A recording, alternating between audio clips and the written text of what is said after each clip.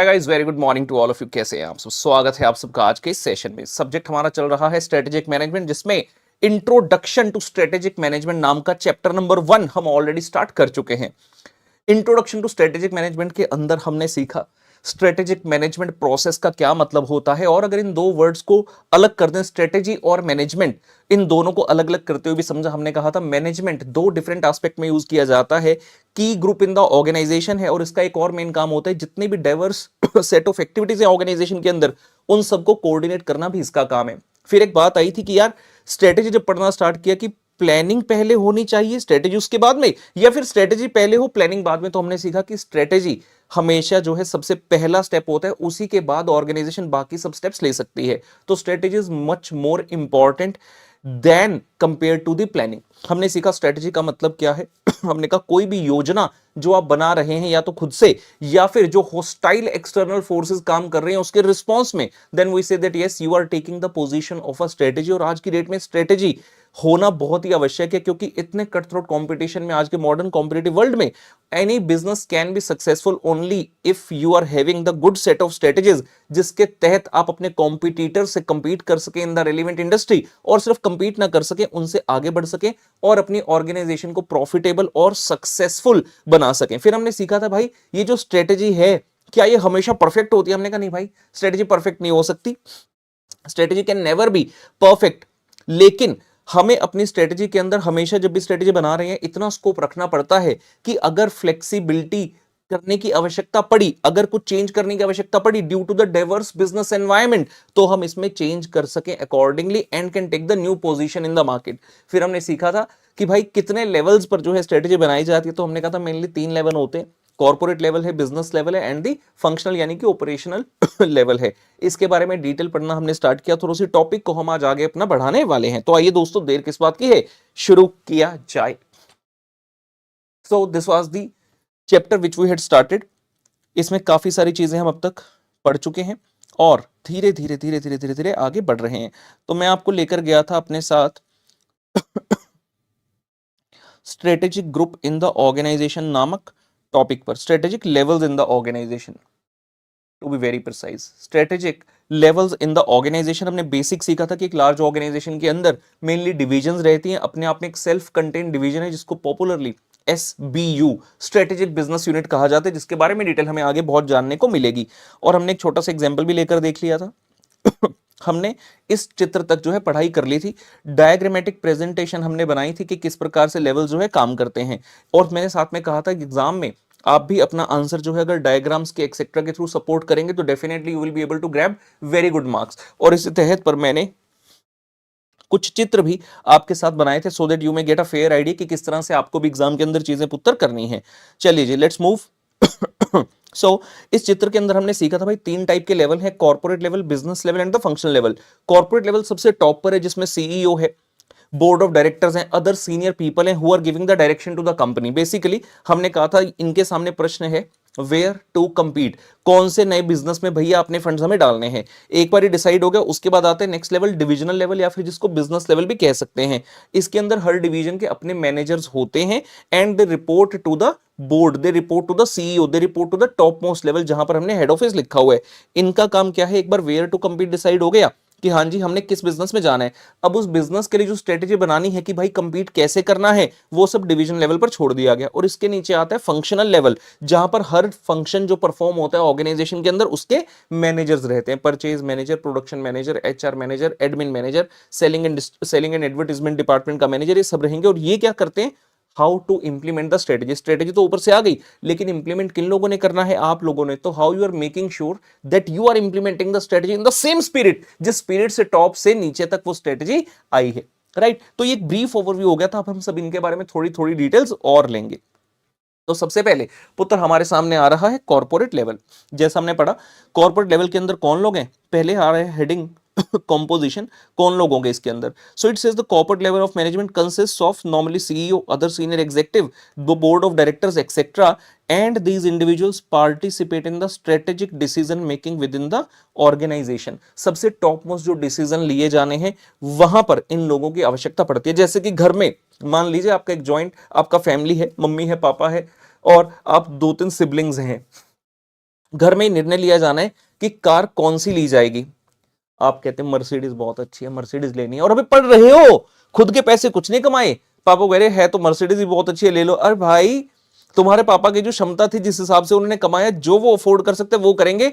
जो तुम्हें करना है अफोर्ड, और जो तुम लेना चाहते हो, अभी तुम नहीं ले सकते। अभी तो तुम टॉप मोस्ट लेवल पर नहीं हो घर के अंदर। अभी तुम निर्णय कौन से ले सकते हो, कौन सी कोल्ड ड्रिंक पीनी है। मम्मी मुझे काले वाली कोका कोला पसंद है, मुझे लिम्का पसंद है, मुझे फेंटा पसंद है, मिरिंडा पसंद नहीं है। ये निर्णय तुम ले सकते हो, लेकिन कार कौन सी खरीदी जाएगी, इसमें तो जो पापा जी चाहेंगे वही वाली चीज आएगी। तो स्ट्रेटेजिक डिसीजन मेकिंग जो फैमिली का टॉप मोस्ट पर्सन है, जो हेड ऑफ द फैमिली है, उसके पास है, आप लोगों के पास नहीं है। आप तो फंक्शनल लेवल पर हो, ठीक है ना।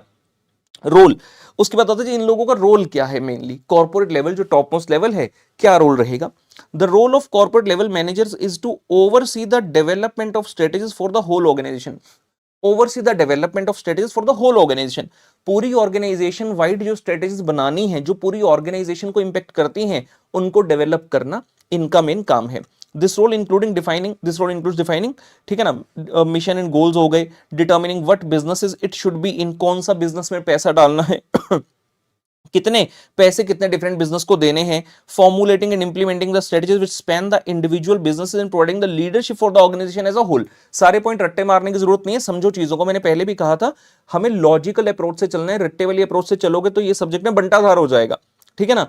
रट्टा मारने जाओगे तो नहीं हो सकता। सिलेबस में कोई ऐसा नहीं है कि सिर्फ 5 पेज रट्टा मारना है उनका, भाई ना 5 है ना 50 है ना 100 है, बहुत ज्यादा पेजेस है। रट्टा मार के नहीं चला जा सकता। अगर कोई सोचे मैं याद कर लूं, अच्छा एक एक ये है, दूसरा ये, तीसरा ये है, बच्चे हाथ रखकर किताब के ऊपर लर्न करने की कोशिश करते हैं, भाई उस टाइम तो हो जाएगा, 4 दिन बाद सोचेगा कुछ याद नहीं होगा, ठीक है ना। तो रट्टा नहीं सिंपल सी बात है। क्या रोल है, हम कह रहे हैं आपका रोल है ऑर्गेनाइजेशन वाइड स्ट्रेटेजी को बनाना, ऑर्गेनाइजेशन के लिए विजन तैयार करना, मिशन तैयार करना, गोल्स एंड ऑब्जेक्टिव बनाना कि हाँ ये हम अचीव करना चाहते हैं, किस बिजनेस के अंदर हमें जाना है, कौन सा बिजनेस हमें करना है। जैसे आईटीसी कंपनी है, आईटीसी कंपनी को कौन सा बिजनेस टेकअप करना है आज की डेट में, वो किस बिजनेस में नहीं है, fast moving consumer goods FMCG में भी है, वो बिस्किट्स में है, वो चिप्स में है, वो चॉकलेट्स में है। फिर एक बिल्कुल डिफरेंट क्लोथिंग इंडस्ट्री है, जॉन प्लेयर, विल्स लाइफस्टाइल उनके ब्रांड है। उसके बाद होटल इंडस्ट्री में आईटीसी के हर बड़े शहर के अंदर होटल्स एंड रिजॉर्ट्स है। तो ये निर्णय कौन ले रहा है भाई कि कहां पर हमें जाना है, कौन सा नए बिजनेस में जाना है, ये निर्णय लिया जा रहा है आईटीसी की टॉप मैनेजमेंट के द्वारा। समझ में आ रहा है, विजन मिशन तैयार किया, गोल ऑब्जेक्टिव तैयार किया, कौन से बिजनेस में जाना है। अब इतने सारे बिजनेसेस हो गए, किस बिजनेस में कितना पैसा डालना है, ये निर्णय कौन लेगा, ये भी टॉप मोस्ट वाले लोग जो हैं लेंगे। और उसके बाद पूरी ऑर्गेनाइजेशन को एक लीडरशिप देना कि हाँ भाई इस तरह से काम करना है। एंड लीडरशिप देने का मतलब ये भी होता है कि मान लो अगर कभी डिविजनल मैनेजर्स किसी चीज को लेकर चिंतित हो जाए तो उसका जवाब कैसे मिले। They can definitely come to the again top level to seek the direction and leadership qualities of the top most people की सर हमें यहां पर दिक्कत आ रही है, बताइए हमें यहां पर किस तरह से आगे बढ़ना होगा। तो जैसे एक लीडर अच्छे से काम अपना प्ले करता है, वैसे ही ये भी इनकी हेल्प करेंगे और उस प्रॉब्लमेटिक सिचुएशन से बाहर निकालेंगे। तो ये रोल है इनका, जो कि आपके टॉप मोस्ट लेवल पर लोग बैठे हैं। उसके बाद आता है एग्जाम्पल की बात करें, यहां पर एक एग्जाम्पल दिया हुआ, पढ़ लेते हैं, कोई दिक्कत नहीं। Ahmedabad headquartered Adani group is an Indian multinational conglomerate. Conglomerate का मतलब होता है द बिजनेस, जो organization which is into a lot of different businesses which are unrelated to each other. जैसे मैंने आईटीसी का एग्जांपल भी दिया। Active in a wide range of businesses like mining, operating ports, airport, power generation, transmission, cement etcetera. तो कहते जो आपका group chairman है मिस्टर गौतम अदानी, जो कि कॉर्पोरेट लेवल पर बैठे हैं, उनका मेन काम क्या है, स्ट्रेटेजिक रिस्पॉन्सिबिलिटी क्या है, setting overall strategic objectives, allocating the resources among the different business areas, कि भाई किस पर्टिकुलर बिजनेस को कितना पैसा एलोकेट करना है, कितने रिसोर्सेज एलोकेट करने हैं। 500 करोड़ करूं, 1500 करोड़ करूं, 5000 करोड़ करूं, डिपेंड करेगा ना उस बिजनेस में कितने, इंडस्ट्री का साइज क्या है, आपको कितने रिसोर्सेज चाहिए होंगे। अगर उसकी कोई फैक्ट्री लगने वाली है तो उसका प्लांट एंड मशीनरी कितने रुपए का आता है। इस सभी चीजों को ध्यान में रखते हुए जो है पैसा एलोकेट किया जाएगा। Deciding again whether the firm should divest itself of any of its businesses. क्या किसी बिजनेस से हमें पैसा बाहर निकालने की जरूरत है जो लग रहा है कि अब इतना ल्यूक्रेटिव नहीं रहा, हमें उतने ज्यादा बेनिफिट्स नहीं मिल पा रहे, तो क्या उस बिजनेस से पैसा निकाल दें।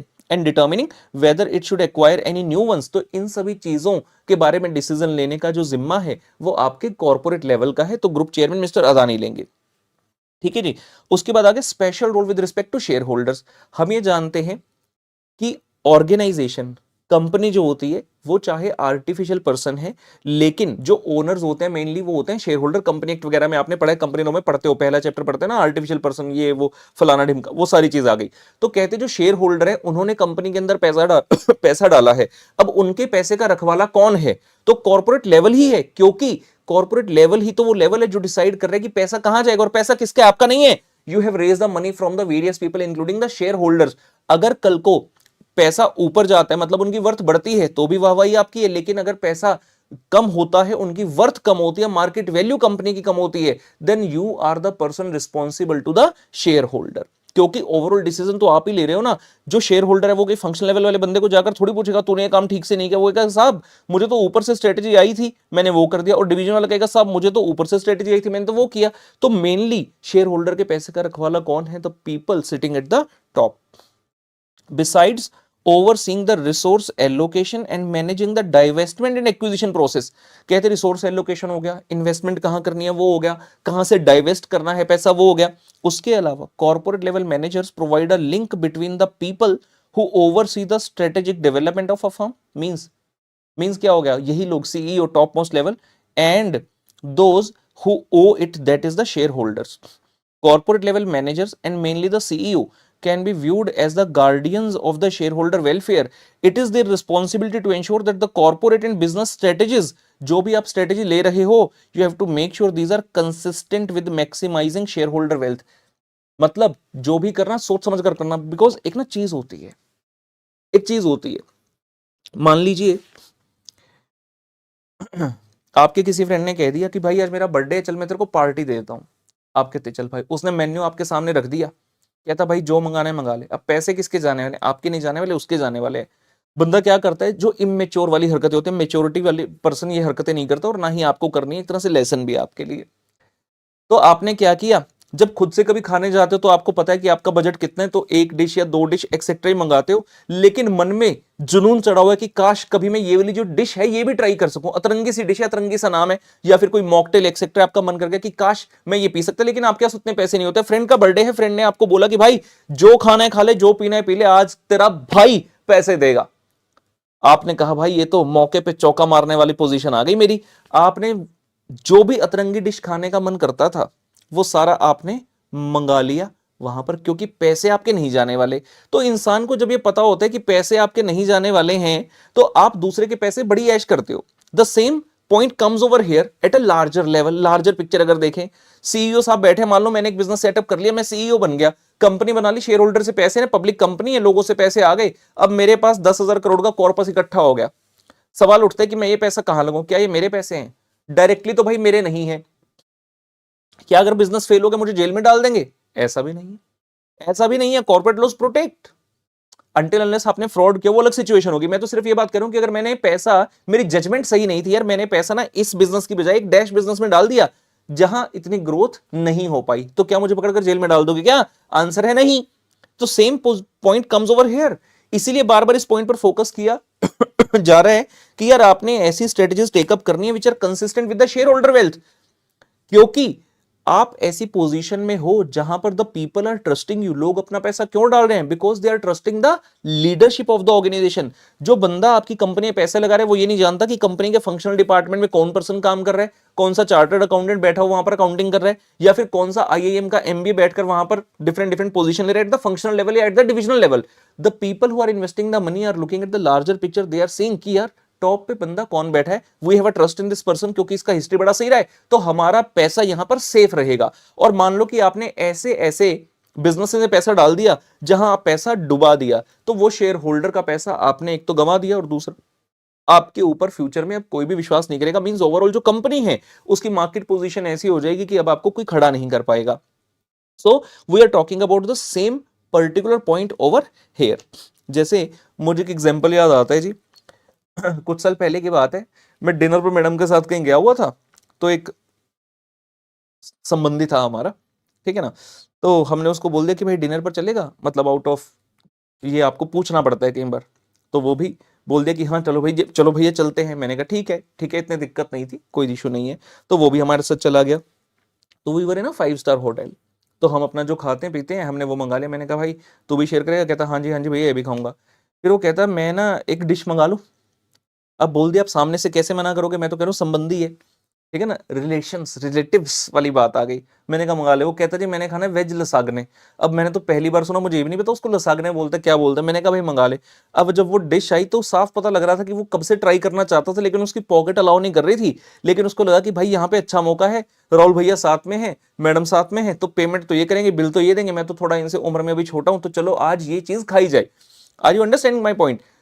सो वही सेम सिचुएशन यहां पर आ जाती है। आपको लग रहा है कि भाई ऐश करनी है, दूसरे के पैसे हैं तो चलो ऐसा करते हैं। आज के डेट में कितने सारे बिजनेसेस ऐसे हैं, particularly I know a lot of people in the construction industry. क्या करते हैं, कंस्ट्रक्शन इंडस्ट्री में उन्होंने प्रोजेक्ट बनाना स्टार्ट किया, लॉन्च कर दिया, जी ग्रैंड लॉन्चिंग हो रही है, ये है वो, एक बढ़िया सा ऑफिस बना दिया और सैंपल ऑफिस बना दिया, लोगों को कह रहे हैं भाई आओ। अब लोगों के पास जब पैसे हैं तो इन्वेस्ट करने कहाँ जाएं, बड़ी ही लिमिटेड सी ऑप्शन है, आप गोल्ड ले लो, रियल एस्टेट में चले जाओ या फिर शेयर मार्केट में चले जाओ। तो लोग रियल एस्टेट की तरफ ज्यादा आकर्षित होते हैं क्योंकि उसकी वैल्यू ओवर द पीरियड काफी ज्यादा बढ़ जाती है। उसके बाद रिटर्न्स का स्कोप काफी अच्छा आपके पास होता है और कैपिटल गेन्स का स्कोप भी काफी अच्छा रहता है। तो लोग जाकर वहां पर अपना बुकिंग कर लेते हैं। बिल्डर साहब ने कह दिया भाई 3 साल के अंदर कंस्ट्रक्शन जो ये हमारा प्रोजेक्ट है पूरा करके आपको दे देंगे, फलाना ढिमका, पैसे ले लिए और बिल्डिंग धीरे धीरे धीरे धीरे जो है बन रही है। बाद में क्या होता है, जो ग्रुप के जो ये लीडर लोग होते हैं, लीडर लोग मतलब जो कि सीईओ हो गए, मैनेजिंग डायरेक्टर, सारी एक ही फैमिली के होते हैं। आप नॉर्मली कोई भी ग्रुप देखोगे, उनका जो मेन पर्सन होगा, चेयरमैन एक्सेट्रा, उनकी वेबसाइट पर जाकर देखना जो सरनेम होगा चेयरमैन का, बड़े सारे लोगों का ना वही वाला होगा जो नीचे के उनके मतलब कॉर्पोरेट लेवल के लोग होंगे। तो आपको समझ आ जाएगा भाई ये फैमिली के लोग ही मिलकर इसको चला रहे हैं। तो जब इतना सारा पैसा आता है, प्रोजेक्ट गया भाड़ में, सबसे पहले वो क्या करते हैं भाई, अपने लिए लेते हैं बड़ी बड़ी गाड़ियां, और अपने लिए बड़ी बड़ी गाड़ियां ले ली, लोगों के पैसे से आपने वो कर दिया। सो जब आप कंस्ट्रक्शन कर रहे हो, the various vendors with whom you are associated with, जब वो आपसे बिल रेज करते हैं, don't have any money left, आपके पास कोई पैसा है ही नहीं उनको देने के लिए। तो प्रोजेक्ट का जो काम था वो रुक जाता है। लोग देख रहे हैं जिन्होंने पैसा लगाया था, आज बनेगा कल बनेगा, और कुछ न्यूज आती है कुछ साल के बाद कि भाई जो ये प्रमोटर था वो तो चंपत हो गया, भाग गया, भाग गया। उसको पकड़ कर लाए, लेट से हद से जेल में भी डाल दिया। वैसे तो इतनी नौबत आएगी नहीं, पैसे देकर छूट जाता है, फिर भी मान लो जेल में डाल दिया, ठीक है। क्या जेल में डालने से पर्पस सॉल्व हो गया? क्या उन लोगों का पैसा वापस मिल गया? क्या उन लोगों ने जो सोचकर पैसा लगाया था कि मैं इस कंस्ट्रक्शन प्रोजेक्ट में पैसा लगा रहा हूं और मेरा इतना एक्सपेक्टेशन है हो सकता है किसी ने अपना खुद का ऑफिस वहां पर खोलना हो, अगर आपने किसी फ्लैट में लगाया तो हो सकता है आपको खुद के उस फ्लैट में शिफ्ट करना हो, बड़े सारे प्लान्स होते हैं लोगों के, लेकिन सारे के सारे प्लान धरे रह गए। ये क्यों हुआ? इसीलिए इस पॉइंट को हम डिस्कस करें, बिकॉज आपने जो पैसा खर्च किया और जो आपके पास आया था पैसा, वो दोनों सेम नहीं थे। Otherwise if it's your money you will always spend it as a prudent person, आप सोच समझकर खर्च करोगे। लेकिन जो पैसा है ही आपका नहीं है, आप उसको सोच समझकर हो सकता है खर्च ना करो। इसीलिए पॉइंट कह रहा है भाई ध्यान रखना, ये तेरी रिस्पॉन्सिबिलिटी है to ensure that the corporate and business strategies are consistent with maximizing the shareholder wealth, and if they are not, अगर ऐसा नहीं हुआ, then ultimately the CEO is likely to be held accountable by the shareholder. Accountable का मतलब यही है कि भाई जनरल मीटिंग में आकर तुमसे सवाल जवाब कर लेंगे, उससे ज्यादा जो मैंने कहा तुम्हें जेल में नहीं डाल सकते अनटिल अनलेस तुमने फ्रॉड किया हो, ठीक है ना। सो ये हमारा कॉर्पोरेट लेवल रहा। लास्ट वाला पॉइंट बहुत ही स्पेशल है, बहुत ही अच्छा है कि जो आपके कॉर्पोरेट लेवल मैनेजर्स हो गए उनका और शेयर होल्डर्स के बीच में लिंक क्रिएट करता है हमारा corporate level. So it has to be very very important, ठीक है जी। चलिए नेक्स्ट हमारे सामने आता है बिजनेस लेवल। मैंने साथ साथ कुछ नोट्स अगर बनाए होंगे तो आपको मैं लिखवाता रहूंगा। हाँ जी, कहता बिजनेस लेवल जो कि कॉर्पोरेट लेवल से नीचे। अब कॉर्पोरेट लेवल ने स्ट्रेटेजी बना दी, बिजनेस लेवल को दे दिया। जैसे कि एग्जांपल अभी हम कंस्ट्रक्शन फर्म वाला एग्जांपल ले रहे हैं, तो लेट से अगर मैं उसी को आगे लेकर जाता हूं, तो एक ग्रुप है जी, लेट से XYZ ग्रुप करके, उस XYZ ग्रुप का लेट से एक पर्टिकुलर शेयर, कोई भी एग्जांपल ले सकते हैं, लेट से मुंबई के अंदर एक XYZ ग्रुप करके है। तो वो क्या हो गया जी, कॉर्पोरेट लेवल हो गया। उनके डिफरेंट डिफरेंट जगह पर प्रोजेक्ट्स चल रहे हैं, बोरीवली में चल रहा है, कांदीवली में चल रहा है, विरार में चल रहा है, बांद्रा में चल रहा है, मलाड में चल रहा है, एक्सेट्रा डिफरेंट जगह पर प्रोजेक्ट्स चल रहे हैं। तो हर प्रोजेक्ट के लिए उन्होंने क्या किया, एक बिजनेस लेवल बना दिया, ठीक है। उन्होंने क्या किया, ऊपर से अपना स्ट्रेटेजी जो है सारी बना दी। कहते भाई जो ये बोरीवली वाला प्रोजेक्ट है इसको दे दो 500 करोड़, ये जो कांदीवली वाला प्रोजेक्ट है 700 करोड़ दे दो, बांद्रा थोड़ा महंगा इलाका कहते हैं वहां पे 1500 करोड़ दे डाले ये वो। अब उसके बाद कौन एक्ट करेगा, उसके बाद काम आ गया बिजनेस लेवल का। वो कॉर्पोरेट लेवल जो बार बार जाकर हर प्रोजेक्ट का ये नहीं देखेगा कितना कंप्लीशन हो गया, कितना सक्सेसफुल और एक्सेट्रा ना, अब बिजनेस लेवल आ गया, ठीक है ना। हाइपोथेटिकल एग्जांपल है, कंटिन्यू करते हुए, this level consist of the business level manager और द डिविजनल मैनेजर। तो यहां बिजनेस लेवल भी बोल सकते हो, डिविजनल लेवल भी बोल सकते हो, और जो इनको हेड कर रहा है पुत्र ओहदा नाम तो बिजनेस लेवल मैनेजर भी रख लो, भावे डिविजनल मैनेजर भी रख लो, एक ही गल है।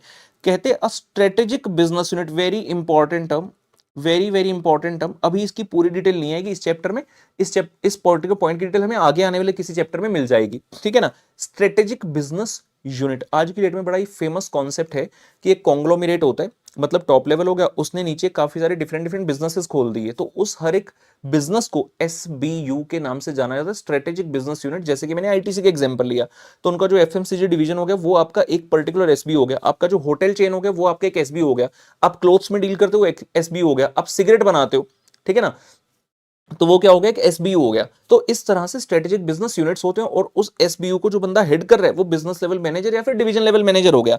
तो कहते हैं एसबीयू क्या है, it's a self contained division, self contained division, अपने आप में एक तरह का बिजनेस कैरी ऑन हो रहा है विद इट्स ओन फंक्शंस, उसके पास सारे फंक्शन है, अपना फाइनेंस, अपना परचेज, अपना प्रोडक्शन, अपना मार्केटिंग डिपार्टमेंट है। मतलब एसबीयू 1 के जो ये डिपार्टमेंट है आपको एसबीयू 2 के साथ शेयर नहीं करने, आपका फाइनेंस डिपार्टमेंट सिर्फ आपकी फाइनेंस की बात करेगा, आपका मार्केटिंग डिपार्टमेंट सिर्फ आपकी मार्केटिंग स्ट्रेटेजी डिवाइस करेगा और आपके प्रोडक्ट्स को ही प्रमोट करेगा, एसबीयू 2 वाले का उसको करेगा, right. That provides a product और service for a particular market. The principal general manager at the business level or the business level manager is the head of this division, that is SBU। तो SBU को head करने वाला जो इंसान है उसका नाम रख दिया बिजनेस लेवल मैनेजर या फिर division level manager. Should be clear, बहुत आराम से चल रहे हैं, एग्जांपल के साथ लेकर चलते हुए चल रहे हैं, सो दैट आपको सब चीजें क्लियर होती जाए। कहते भाई जैसे कॉर्पोरेट वालों का रोल था, इनका क्या रोल है, हमने क्या पढ़ा पहले, यहां कॉम्पोजिशन रोल, सिमिलरली यहां कॉम्पोजिशन पढ़ लिया, role. It says the strategic role of these managers is to translate the general statements of direction and intent that come from the corporate level into the concrete strategies for individual business। क्या बोला, to translate the general statement of direction and intent. अगर सब चीज corporate level बता देगा तो तुम क्या करोगे, उन्होंने तुम्हें एक जनरल डायरेक्शन देकर छोड़ दिया कि भाई तुम्हें ऐसे करना है, this is our intention, we wish to achieve this, and तुम्हें क्या करना है, उसको कन्वर्ट करना है into the concrete strategy for your individual business. Corporate वाला फॉर एग्जांपल, एक माइंड में ऐसा विजुअलाइज करो, एक बोर्ड रूम है, कॉर्पोरेट लेवल मैनेजर बैठे हैं और उन्होंने 3 लोग इधर और 3 लोग कॉन्फ्रेंस टेबल के इधर बैठ गए, मतलब 6 एसबीयू के मैनेजर्स यहां पर बैठे हैं, उन्होंने अपना ओवरऑल एक डायरेक्शन दे दिया और अपना इंटेंशन बता दिया कि भाई तुमसे मैं ये चीज एक्सपेक्ट करता हूं। अब उसके बाद हर एसबीयू के लिए जो स्ट्रेटेजी बनानी है वो उस पर्टिकुलर एसबीयू के मैनेजर का जो है वो रोल रहेगा, वो आपका रिस्पॉन्सिबिलिटी रहेगा, जनरल डायरेक्शन आपको दी जाएगी। In simple words it says corporate level managers,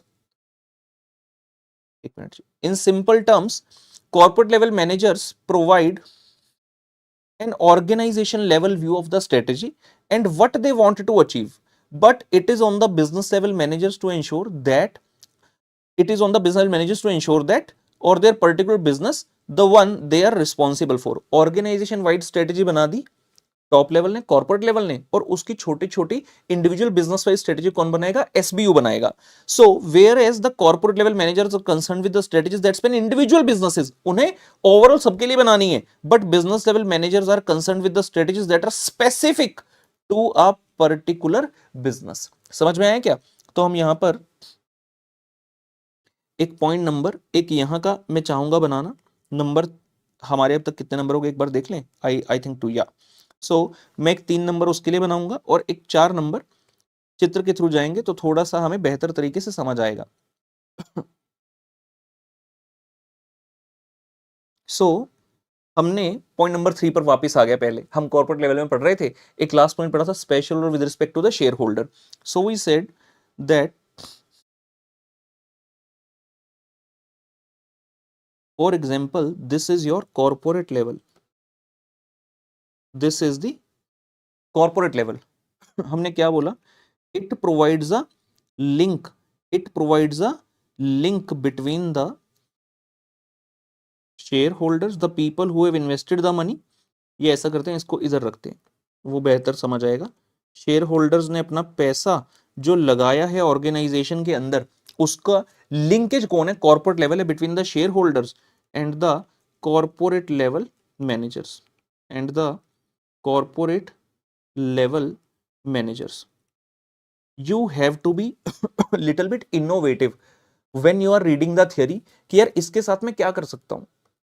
I was a kind of student, her exam में ऑलमोस्ट रैंक लेकर आए, ऑल इंडिया रैंक 1 तक भी पहुंचे. अगर आपने देखा all India rank 1, all India rank 3, all India rank 4, 13, 41 और बाकी अगर कभी रैंक आया भी नहीं बाय चांस तो सब एग्जाम फर्स्ट शॉट में ही क्लियर किए. अब ऐसा क्या था, मुझे ऐसी क्या नब्ज पता थी, अदरवाइज हम उसी एग्जाम में बैठ रहे थे जहां पर मुश्किल से 7-8% रिजल्ट आ रहा था, 92%, 92% फेल हो रहे थे. तो ऐसा हम क्या करते थे बहुत बच्चे जानने के इच्छुक रहते हैं कि यार सर ने इतना कुछ अचीव किया, ये कैसे हो गया. So the most important point in that comes the presentation. मैं आपको थ्योरी पढ़ा रहा हूं, पूरा इंडिया यही थ्योरी पढ़ा रहा है, एग्जाम में आएगा सब बच्चे यही थ्योरी लिख कर आएंगे, सिंपल सी बात है. तो ऐसा क्यों होता है कि एक बच्चा फेल हो जाता है, एक 50 पर रुक जाता है, एक एग्जामिशन ले आता है और एक बच्चा सीधा रैंक होल्डर बनकर निकलता है, और रैंक में भी एक बच्चा रैंक 1 तक पहुंच गया, एक रैंक 50 पे है, और उसके बाद कई सारे ऐसे बच्चे हैं जो कि सिर्फ नॉर्मल पास हो गए, रैंक नहीं ले पाए और कुछ फेल हो गए. पढ़ा तो सबने यही है. Difference comes in how you write rather than what you write. It matters what you are writing, but what matters more is how you are expressing yourself, how you are writing. बहुत बार होता है life में, आप बहुत लोगों से मिलते हैं, कई बार आप ऐसे पर्सन से मिलते हैं आप कहते हैं मजा आ गया मिलकर, व्हाट अ प्रेजेंटेबल गाई. वहीं आप कई बार ऐसे किसी पर्सन से मिलते हैं आप कहते हैं नहीं यार कोई बात नहीं है बंदे में, मतलब मजा नहीं आया. सो सेम वे यहां पर आता है. आप चार्टर्ड अकाउंटेंट बन जाएंगे, एक स्टूडेंट ऐसा होगा जो 10 लाख के पैकेज पर होगा, एक ऐसा होगा जो 20 लाख के पैकेज पर होगा. सेम वे में जब प्रैक्टिस में जो जाएंगे, एक ऐसा होगा जो 1 साल की 50 लाख रुपए की प्रैक्टिस कर रहा होगा, दूसरा होगा वो 1 करोड़ की कर रहा होगा. डिफरेंस कहां पर आ रहा है, पढ़ा तो सबने एक जैसा है. क्या तुम्हारे चार्टर्ड अकाउंटेंट बनने में और जो तुम्हारा फ्रेंड है कोई फर्क है उसमें. मैं कहता हूं दोनों विदाउट रैंक होल्डर वाले, कोई इसमें स्पेसिफिक नहीं है, तो दोनों रैंक होल्डर और विदाउट रैंक होल्डर तब भी आप different amount of money earn कर रहे होंगे. फर्क यह आता है कि आप कितना बेस्ट अपने आप को प्रेजेंट कर पा रहे हैं टुवर्ड्स योर क्लाइंट्स, उससे फर्क आता है. द सेम वे अब ये लाइन है कि भाई कॉर्पोरेट लेवल मैनेजर और शेयर होल्डर के बीच में ना कॉर्पोरेट लेवल लिंक है, लिख रहे हैं लोग, भाई तुम ये चित्र बनाओ ना, हो गया, तुम्हें कुछ और करने की जरूरत ही नहीं है. तो corporate level is a link between the to, corporate level जो है it's a link between the to, और चित्र के थ्रू बिल्कुल इजीली क्लियरली समझ आ पा रही है ये वाली चीज, ठीक है ना. आपके सब्जेक्ट में obviously I am myself taking the pain कि जितना ज्यादा हो सके मैं बनवाऊंगा, लेकिन फिर भी एक लिमिटेशन आ जाती है. तो ऐसा नहीं कि जितने मैंने बनाए सिर्फ उतने करने हैं, इसके अलावा भी सोचते रहिए जब थ्योरी पढ़ रहे हैं कि इसको किस तरह से हम डायग्राम के अंदर उतार सकते हैं, because that is the thing which will create the difference between RSA army and the all others, and I want all of you to excel, ठीक है ना. चलिए, तो हमने ये कहा कि शेयर होल्डर है, कॉर्पोरेट लेवल है, लिंक बिटवीन द टू ये है. कॉर्पोरेट लेवल मैनेजर को क्या करना है, कॉर्पोरेट लेवल मैनेजर को क्या करना है, कॉर्पोरेट लेवल मैनेजर को undertake the strategies, undertake the strategies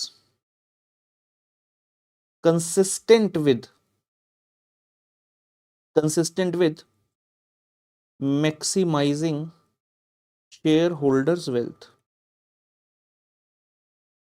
consistent with maximizing shareholders wealth. आपको ऐसी स्ट्रेटेजीज अपने यहां पर अडॉप्ट करनी है. तो ये लिंक हो गया corporate level between the to, ठीक है. और फोर्थ पॉइंट हम अभी क्या पढ़ रहे थे, फोर्थ ये आपके लिए बना रहा हूं, अपने लिए नहीं, नोट करिएगा जरूर. हाँ जी, चौथा पॉइंट हम कहां पढ़ रहे थे, वापस आ जाते हैं एक बार. हम कह रहे थे रोल है, कॉर्पोरेट लेवल मैनेजर ने तो जनरल डायरेक्शन और इंटेंट दे दी स्ट्रेटेजिक बिजनेस यूनिट्स को, डिविजन्स को. अब उन्होंने अपने अपने बिजनेस के लिए क्या करना है, कंक्रीट स्ट्रेटेजी बनानी है. So it's a kind of such situation. हम कह रहे हैं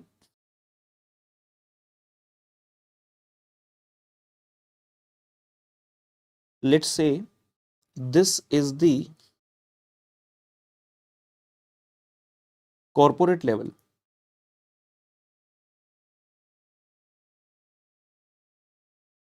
आपने क्या किया, 5 डिफरेंट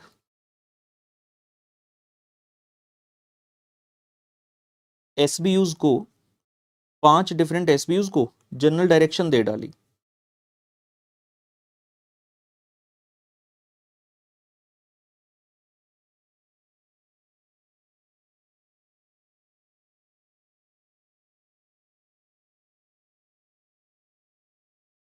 ये लीजिए, so there were 5 different SBUs, SBU1, SBU2, SBU3, SBU4 and SBU5। आपने क्या किया, you give a general direction and intent to this 5 divisions. So यहां से क्या फ्लो हो रहा है, we will say this is nothing but the general direction and intent. ये फ्लो कर गया, फ्लो कर गया, हम यही बना देते हैं एरो, यहां से फ्लो कर गया। ठीक है जी, इन्होंने एक ओवरऑल स्ट्रेटेजी बता दी कि भाई हम तुमसे ये चाहते हैं। इसके बाद जो भी कंक्रीट स्ट्रेटेजी बनाना है फॉर ईच इंडिविजुअल बिजनेस, ये इन सब का निर्णय होगा, ये इन सब का निर्णय होगा। तो अपने अपने बिजनेस के लिए कंक्रीट स्ट्रेटेजी बनाने का जो जिम्मा है, now it is on them. तो लिख देते हैं यहां पर, to devise the concrete strategies, to devise the concrete strategies for their particular business। ये इन सब की जिम्मेवारी है कि अपने अपने बिजनेस के लिए अब तुम्हें स्ट्रेटेजी बनानी है। देख लीजिए आराम से, शुड बी क्लियर, ये है यहां पर तो डायग्रामेटिकली सपोर्ट करते चलेंगे चीजों को। ये हो गया रोल के बारे में कि भाई तुम्हारा रोल क्या है। तो this is defining the role of SBUs, ये आपका रोल हो गया। रोल ऑफ एसबीयूज मतलब रोल ऑफ एसबीयू मैनेजर है, role of business level manager, ऐसे लिख देते, role of business level managers. ठीक है ना, ये सभी के लिए है। वापिस आते हैं जी, आइए। तो पिछला जो एग्जांपल अदानी साहब का पढ़ रहे थे, उस एग्जांपल को जरा कंटिन्यू करते हैं। क्या हो रहा है, कहते continuing the above example of Adani group, it is not the specific responsibility of Mr. Adani and other senior executive to develop the strategies for competing in the individual business areas। एक business area में कैसे compete करना है ये आपका काम नहीं है। आपका काम सिर्फ इतना है कि आप जनरल डायरेक्शन दे दो, उसके बाद हर एसबीयू हर बिजनेस जो है उसका जो मैनेजर है पर्टिकुलर, वो अपने आप डिवाइस करेगा स्पेसिफिक स्ट्रेटेजी।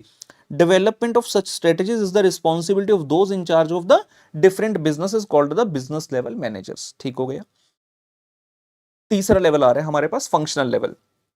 अब तक दोनों का रोल और दोनों की कॉम्पोजिशन पूर्ण तरीके से क्लियर है।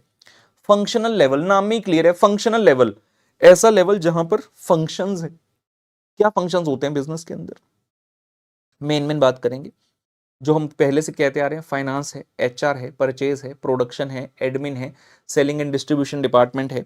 So this level consist of the functional managers, for example finance, purchase, production, marketing departments etc। and functional manager जो होता है, he is the head of a particular function। functional manager का मतलब क्या, जो उस particular function का boss हो गया। बिजनेस लेवल मैनेजर कौन था, जो उस particular बिजनेस का बॉस हो गया, right.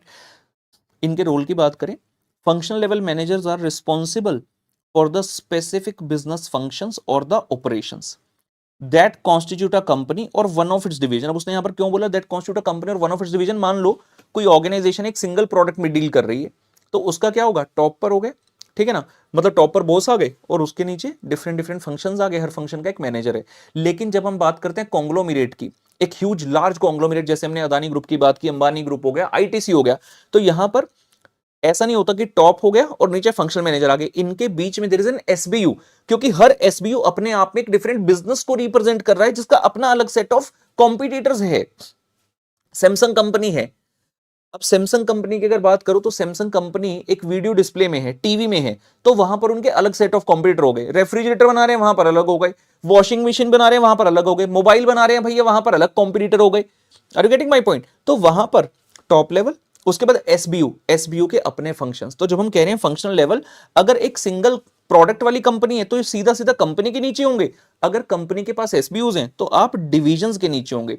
So a functional managers sphere of responsibility is generally confined to one organisational activity. सिर्फ एक एक्टिविटी की तरफ देखना है आपने, फाइनेंस डिपार्टमेंट है, उनका एक फाइनेंस हेड बना दिया, कोई भी नाम रख दो, मैनेजर फाइनेंस रख दो, प्रेसिडेंट फाइनेंस रख दो, सीएफओ रख दो, ठीक है ना, नाम में कुछ नहीं रखा, पोजीशन आप क्या हैंडल कर रहे हो वो मेन आता है।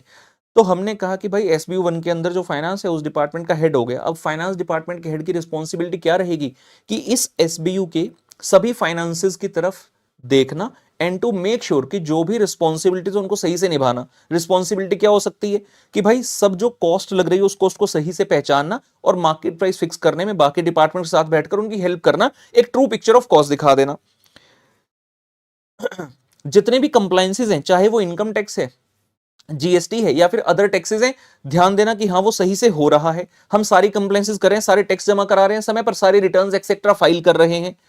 उसके अलावा भी फाइनेंस डिपार्टमेंट के अंदर जो भी और आपके स्फीयर ऑफ रिस्पॉन्सिबिलिटी आएगा वो सब आपको ही देखना है, ठीक है। वेयर एज जनरल मैनेजर, कहते हैं ये तो फंक्शनल मैनेजर का स्फीयर ऑफ रिस्पॉन्सिबिलिटी हो गया, लेकिन जब जनरल मैनेजर की बात करें, they oversee the operation of whole company और डिवीजन। जनरल मैनेजर कौन हो गया यहां पर, डिविजनल मैनेजर की बात कर रहे हैं। Although they are not responsible for the overall performance of organization, कहते हैं फंक्शनल वाला कंपनी की परफॉर्मेंस के लिए जिम्मेवार नहीं है ओवरऑल, लेकिन very very important, they have a major strategic role to develop functional strategies in their area which help to fulfill the strategic objectives set by the business and corporate level general manager। अब देखने में क्या लगता है यार ये तो सबसे नीचे वाले लेवल के हैं, इनकी क्या इंपॉर्टेंस होगी, जबकि ऐसा नहीं है, they are definitely more important. Top level ने सिर्फ अपनी जनरल डायरेक्शन बताई, एसबीयू ने उठाकर बिजनेस लेवल मैनेजर ने स्ट्रेटेजी बना दी, स्ट्रेटेजी इंप्लीमेंट कहां पर होगी, at the minutest level in the organization. वो माइन्यूटेस्ट लेवल कौन सा है, फंक्शनल मैनेजर ही तो है। तो आपको ये मेक श्योर करना है कि जो भी ऑब्जेक्टिव्स ऊपर से नीचे की तरफ फ्लो करते हुए आ रहे हैं, अगर आप अपना काम अच्छे से करोगे तभी वो ऑब्जेक्टिव जो है जाकर अचीव हो पाएगा। मान लीजिए सीएफओ साहब ने अपने नीचे टीम बना ली और उनको कॉस्ट कटिंग का बड़ा मजा आता है, तो उन्होंने क्या सोचा, सीए ना मैं सिर्फ एक ही रखूंगा। हालांकि फाइनेंस डिपार्टमेंट के अंदर ऑलमोस्ट 15 लोगों की जगह है, अब उन्हें कम से कम 3 या 4 सीए रखकर उनके नीचे जो आप ग्रेजुएट नॉर्मली या पोस्ट ग्रेजुएट फाइनेंस फील्ड के लोग रख दो।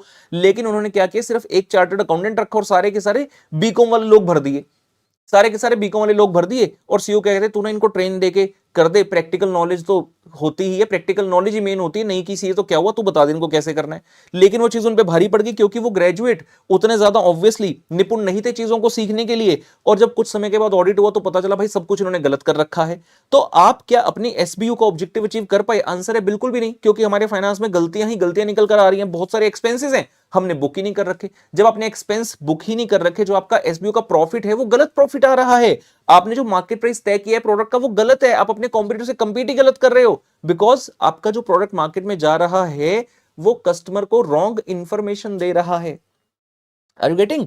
सो फंक्शनल लेवल मैनेजर ऐसा नहीं है कि सबसे लोएस्ट लेवल पर है तो कुछ भी कर लो, इंपॉर्टेंस नहीं, डेफिनेटली इंपॉर्टेंट है। तो आपको एक good chunk of people with the correct set of capabilities वाले लोग चाहिए who can understand the needs of the business level department, business level managers, and then work accordingly in the pursuit of accomplishment of the objectives. So you have to ensure कि ये वाला role जो है functional level निभाता रहे। कहते जी इनकी क्या इंपॉर्टेंस भी है, आइए देखते हैं। Definitely functional managers provide most of the information that makes it possible for business and corporate level general managers to formulate the realistic and attainable strategy. अब कॉर्पोरेट लेवल तो टॉप पर बैठा है, एक कॉन्फ्रेंस रूम के अंदर बैठकर, एक मीटिंग रूम के अंदर बैठकर क्या आप बिजनेस की सारी स्ट्रेटेजी बना लोगे? जो ग्राउंड लेवल इंफॉर्मेशन है कहां पर है भाई, ग्राउंड लेवल इंफॉर्मेशन उसी के पास होगी जो ग्राउंड लेवल पर काम कर रहा है, he knows the ground reality. तो फंक्शनल मैनेजर सबसे माइन्यूट लेवल पर काम करते हैं, they are the people who are involve in the general conversation with the various competitor, various level of consumers etcetera. तो उनको पता है कि मार्केट में क्या चल रहा है, कस्टमर हमारा क्या चाहते हैं। तो टॉप वाला बंदा तो ये कहेगा we should give this to the customer. अरे भाई मान लिया you want to give this to the customer, पहले ये तो देख ले तेरा कस्टमर ये चाहता है कि नहीं चाहता है। तो जो कस्टमर चाहता है आपको वो देना होगा। आज की डेट में बिजनेस इस थ्योरी पर नहीं चलता कि मैं ये कर सकता हूं, मैं वो कर सकता हूं। तेरा कस्टमर क्या चाहता है, क्या तू वो कर सकता है? If the answer is yes only then you can survive, only then you can succeed. तो ये सब चीजें किसको बताऊंगी? फंक्शनल लेवल मैनेजर को। तो फंक्शनल लेवल मैनेजर के पास मोस्ट ऑफ द इंफॉर्मेशन है जो हम यहां पर कह रहे हैं, they provide it to the business level who in turn provides to the corporate level, and then they can formulate the realistic and attainable strategy, indeed because they are closer to the customer than the typical general manager, so they may generate important ideas which subsequently may become the major strategies for the company. जो functional manager है वो पास है। जैसे कि मान लीजिए मेरा गाड़ी खरीदने का मन कर गया, अब मैं क्या करूं? मान लो मुझे कार खरीदनी है क्या मैं कंपनी के हेडक्वार्टर पहुंच जाऊंगा? नहीं, मैं कहां जाऊंगा? कंपनी की डीलरशिप जो है मेरे शहर में, वहां गया, मैंने कहा यार मेरे को एक 20 लाख रुपए के आसपास की गाड़ी दिखा दो। जब 20 लाख रुपए मैं खर्च कर रहा हूं तो मेरे माइंड में प्री सपोज चीजें हैं कि हाँ भाई 20 लाख रुपए में मुझे ये चीजें तो मिलेंगी, this is all set of things which I want. लेकिन जब मैं गया, जो कार मुझे पसंद आई उसमें कुछ फंक्शंस नहीं थे, तो मेरा मूड ऑफ हो गया। मैंने कहा नहीं यार मैं किसी और ब्रांड की गाड़ी ले लूंगा। अब देखने में कितना आसान लगता है कि ठीक है आपने वो ना छोड़कर ये वाली गाड़ी ली, लेकिन जब बिजनेस के पॉइंट ऑफ व्यू से सोचोगे तो एक एक कस्टमर उनके लिए काफी महत्व रखता है। और ये कोई रिटेल वाली दुकान नहीं है कि यहां पर एक कस्टमर चला गया, कोई बात नहीं, नमकीन का पैकेट भाई साथ वाले से ले लेगा। नहीं भाई, कार है, कितने ही लोग साल के अंदर कार ले लेते हैं, उनका एक कस्टमर से लाखों रुपए का बेनिफिट होता है, राइट। सो जब मैं डीलर के पास गया, अब डीलर के साथ मेरी बातचीत हुई, मैंने डीलर को बता दिया कि भाई ये इसमें दिक्कतें आ रही हैं जिसकी वजह से मैं गाड़ी नहीं लूंगा। अब वो प्रॉब्लम किसी फीचर फंक्शनलिटी में हो सकती है, कार के ओवरऑल डिजाइन में हो सकती है, ग्राउंड क्लियरेंस में हो सकती है, it can be in any form. So जब कंपनी की मीटिंग होगी, ये डीलर अपने बॉस को, जो कि उस रीजन का मैनेजर, बताएगा कि सब कस्टमर आए थे, वो कह रहे हैं कि इसमें अगर ये फीचर होते तो वो ले लेते। और आप गाड़ी बना किसके लिए हो भाई? हमारे लिए तो बना रहे हो, अपने शोरूम में रखने के लिए बना रहे हो क्या? तो कस्टमर का फीडबैक जो है ऊपर ऊपर ऊपर लेवल तक जाना चाहिए। और अगर उसको ध्यान में रखते हुए उन्होंने वापस चेंजेस करके नया मॉडल गाड़ी का मार्केट में उतार दिया, मतलब यस कि function level has been able to communicate to the corporate level and they are mature enough to listen. कई बार कॉर्पोरेट लेवल क्या कहेगा, हाँ फंक्शन लेवल बताएगा, फंक्शन लेवल वाला बंदा बताएगा क्या हमें, हम टॉप वाले हैं, हमें पता है क्या करना है, हम अपनी स्ट्रेटेजी बनाएंगे। ऐसे नहीं होता। सभी लोग ऑर्गेनाइजेशन में मिलकर काम करेंगे तभी ऑर्गेनाइजेशन आगे बढ़ेगी। तो आप किसी भी एक लेवल की इंपॉर्टेंस को कम नहीं आंक सकते। So it is important for the general managers to listen closely to the ideas of their functional managers. Very very important. It is important for general managers to listen closely to the idea of their functional managers and equally great responsibility for managers at the operational level। कहता है तुम्हारी बातें वो सुनेंगे बढ़िया, लेकिन तुम्हारी भी एक रिस्पॉन्सिबिलिटी है भाई। Strategy implementation, that is execution of the corporate and business level plans. तो आदान प्रदान दोनों चीजों का चल रहा है। मतलब तुम्हें फंक्शन लेवल होने के नाते स्ट्रेटजी को इंप्लीमेंट करना है, यानी कि जो भी ऊपर से प्लान आया उसको इंप्लीमेंट एग्जीक्यूट करना है, और साथ ही साथ तुम्हारे जो आइडियाज है वो जाएंगे ऊपर वाले लेवल तक और वो स्ट्रेटजी बनाने में भी मदद करेंगे। तो तुम्हारा रोल टू फोल्ड चल रहा है ऑर्गेनाइजेशन में। ठीक है जी। एक बार हमारे पास यहां प्रश्न भी हैं, तो एक पर्टिकुलर क्वेश्चन है, हम उसको डेफिनेटली पहले करेंगे, उसके बाद यहां पर वापस आ जाएंगे। ये लीजिए, एक प्रश्न है फंक्शनल लेवल से संबंधित है, अभी पढ़ेंगे तो ज्यादा बेहतर रहेगा। कहते जी धर्म सिंह, क्या बात है, Dharam Singh the procurement department head of Cyclix a mountain biking equipment company. ठीक है जी, प्रोक्योरमेंट डिपार्टमेंट के हेड हैं Dharam Singh ji, mountain biking equipment company है। He was recently promoted to look after the sales department along with the procurement department. तो उनकी responsibility बढ़ा दी, उन्हें कहते हैं प्रोक्योरमेंट के साथ साथ आप सेल्स डिपार्टमेंट में देखना, प्रमोशन हो गई। His seniors at the corporate level have always liked his way of leadership and are assured that he would ensure the implementation of policies and strategies to the best of his capacity। अब है तो इस कहते कि जो भी आपके ऊपर जो रिस्पॉन्सिबिलिटी डाली जाएगी, जो भी स्ट्रेटजी आप उसको अच्छे से इंप्लीमेंट करेंगे, but have never involved him in the decision making for the company. अब ये कौन है? प्रोक्योरमेंट डिपार्टमेंट, सेल्स डिपार्टमेंट का हेड कौन होता है? आप सोचिए, फंक्शनल मैनेजर ही तो है। प्रोक्योरमेंट और सेल क्या है? फंक्शन। उस फंक्शन का जो हेड है वो कौन है? Functional manager. कहते काम तो सब कुछ धर्म सिंह जी बढ़िया करते हैं, लेकिन जो बाकी इनके सीनियर्स हैं, कभी भी इन्होंने इनको डिसीजन मेकिंग में अपने साथ बिठाया नहीं, एक तरह से इनकी बातें सुनी नहीं। They have never involved in decision making. मतलब धर्म सिंह जी बाहर बैठे हैं, आपने डिसीजन ले लिया, धर्म सिंह को कहते डिसीजन लिया भाई, इसको जरा इंप्लीमेंट कर देना। कहता जी do you think this is the right approach? Validate your answer with logical reasoning around the management levels and decision making. आइए देखते हैं। हमें तो उत्तर पहले ही पता है, गलत है। हमने तो अभी पढ़ा है कि भाई फंक्शन लेवल है तो क्या हुआ, they are the closest to the source of information. जो सोर्स ऑफ इंफॉर्मेशन इनके पास है और जिस तरह की, मतलब जितनी ऑथेंटिक इंफॉर्मेशन इनके पास होगी वो बाकी लोगों के पास नहीं हो सकती। You should definitely listen to his ideas. So it says functional managers provide most of the information which makes it possible for the business and corporate level managers to formulate the realistic and attainable strategy.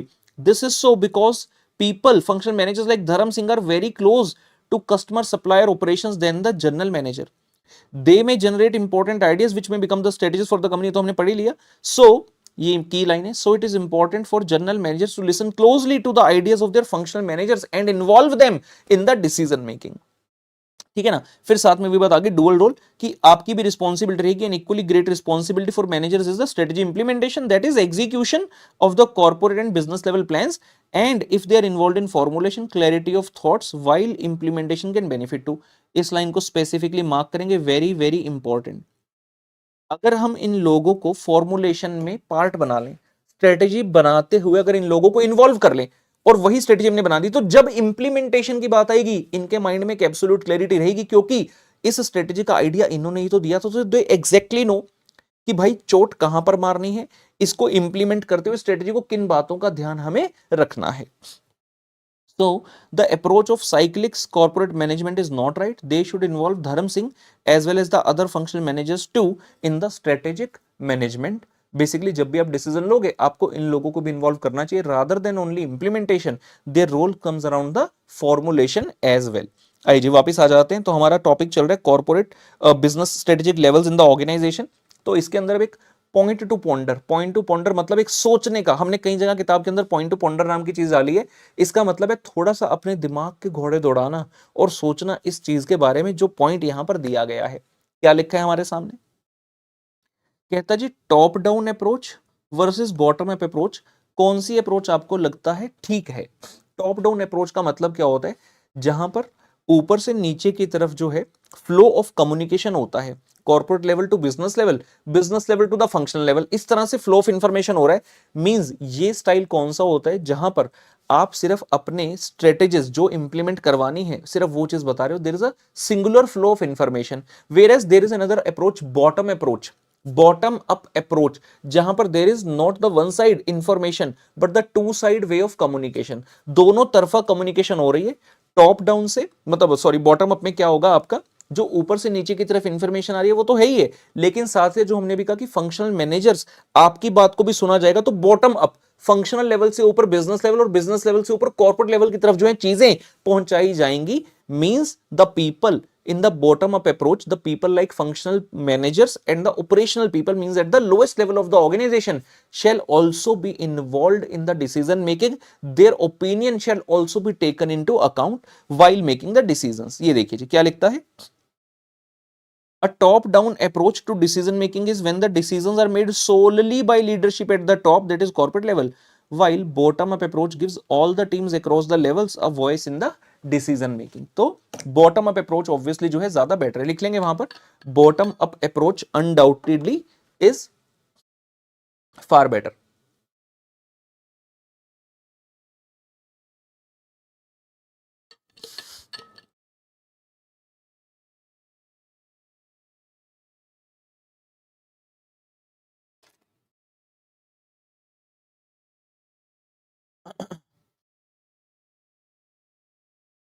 आगे आ रहा है G network of relationship between the three levels, कहता है तीन level तो पढ़ लिए, क्या इनके बीच में आपस में कोई रिलेशनशिप एक्सेट्रा भी होती है।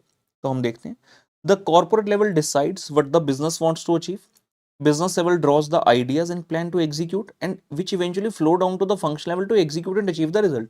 बहुत ही बढ़िया लाइन लिखी है, तीनों को एक ही लाइन में समराइज करना हो तो कैसे, कहते कॉर्पोरेट लेवल डिसाइड करेगा what the business wants to achieve, कि भाई हमें तो ये चाहिए।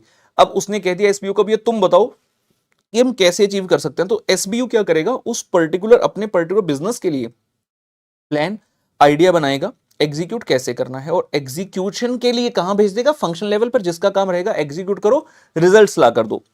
But there are multiple ways in which all of the three levels of management are interlinked, ठीक है ना, एंड मोर और लेस किस तरह से इंटरलिंक्ड डिपेंड करता है ऑर्गेनाइजेशन के ऊपर। Basically we are going to talk about a little bit about the organization structure. इसके बारे में हमें आगे चैप्टर स्ट्रेटेजी इंप्लीमेंटेशन के अंदर बहुत डिटेल में पढ़ना है ऑर्गेनाइजेशन स्ट्रक्चर के बारे में, लेकिन यहां पर एक छोटा सा ग्लिम्स है। वो ग्लिम्स भी क्यों आया, क्योंकि हम ये के स्ट्रेटेजिक बिजनेस लेवल्स पढ़ रहे हैं, तो थोड़ा सा यहां पर पढ़ना अनिवार्य हो जाता है।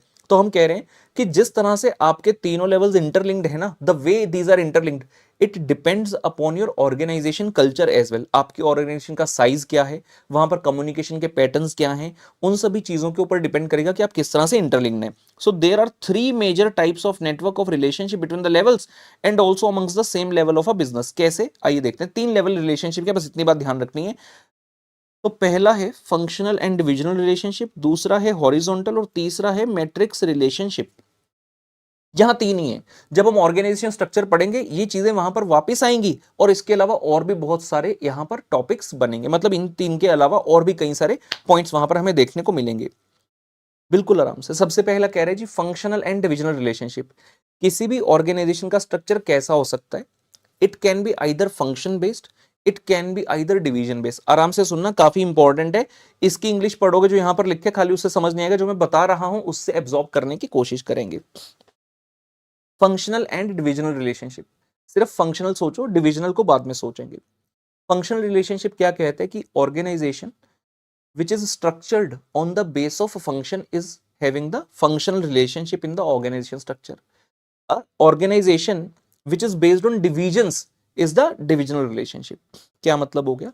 फंक्शनल का मतलब हो गया एक टॉप पर लेवल है जिसको आप कॉर्पोरेट लेवल कह दो, नहीं तो मैं टॉप पे लेवल कह देता हूं सिंपल। उसके नीचे सीधा क्या है? फंक्शंस हैं, और हर फंक्शन का एक मैनेजर है। हर फंक्शनल मैनेजर अपने बॉस को, अपना बॉस मतलब जो ऑर्गेनाइजेशन का बॉस है उसको रिपोर्ट कर रहा है। बीच में कोई डिवीजन एक्सेट्रा नहीं है, सीधा या तो टॉप लेवल है या फिर फंक्शनल लेवल है। इसको कहते हैं फंक्शनल रिलेशनशिप। अभी मैं डायग्राम बनाकर दिखाऊंगा, पहले मोटा मोटा समझ लो। फिर है डिविजनल रिलेशनशिप। डिविजनल रिलेशनशिप का मतलब क्या हो गया? ऑर्गेनाइजेशन है, टॉप लेवल है, फिर डिविजन्स हैं, और हर डिवीजन के अंतर्गत फंक्शन है, सेम वे में जैसे अब तक हमने पढ़ा है। It is an independent relationship where each function is run independently headed by a functional head, या फिर or a division which is run independently by the divisional head who is a business level manager reporting directly to the business head। अगर आप functional head हो तो भी आप business head को कर रहे हो, अगर आप डिविजनल हेड हो तो भी आप किसको कर रहे हो? बिजनेस हेड को कर रहे हो डायरेक्ट रिपोर्ट। और वो कौन है? Who is a corporate level manager. अगर मैं फंक्शनल का एग्जांपल लूं तो कहता फंक्शंस में be like finance, HR, marketing. और अगर डिविजन्स का एग्जांपल लूं, it may depend on the various product. अगर टॉयज की बात करूं तो kids toy, teenager toy etcetera. यहां से नहीं पढ़ना, हम अपना पढ़ेंगे। आइए जी। सो हम यहां पर पॉइंट नंबर 4 नहीं, पॉइंट नंबर 5 बना रहे हैं। पॉइंट नंबर 5 यहां पर हम बनाएंगे अपना। पॉइंट नंबर 5 के अंतर्गत काफी सारी चीजें आएंगी। सबसे पहले बात कर रहे हैं फंक्शनल रिलेशनशिप। फंक्शनल रिलेशन, हाँ जी, क्या कह रहे हैं हम? A structure based on functions. A structure based on functions, इसको बोलते हैं functional structure.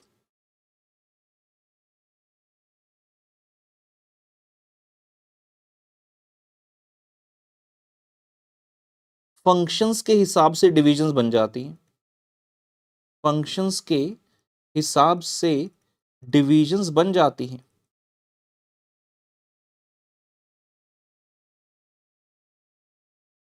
Functional structure, a structure which is based on function. आप फंक्शन के हिसाब से डिवीजन बना देते हो। कैसे? ये लीजिए, हम कह रहे हैं यहां पर है बिजनेस हेड।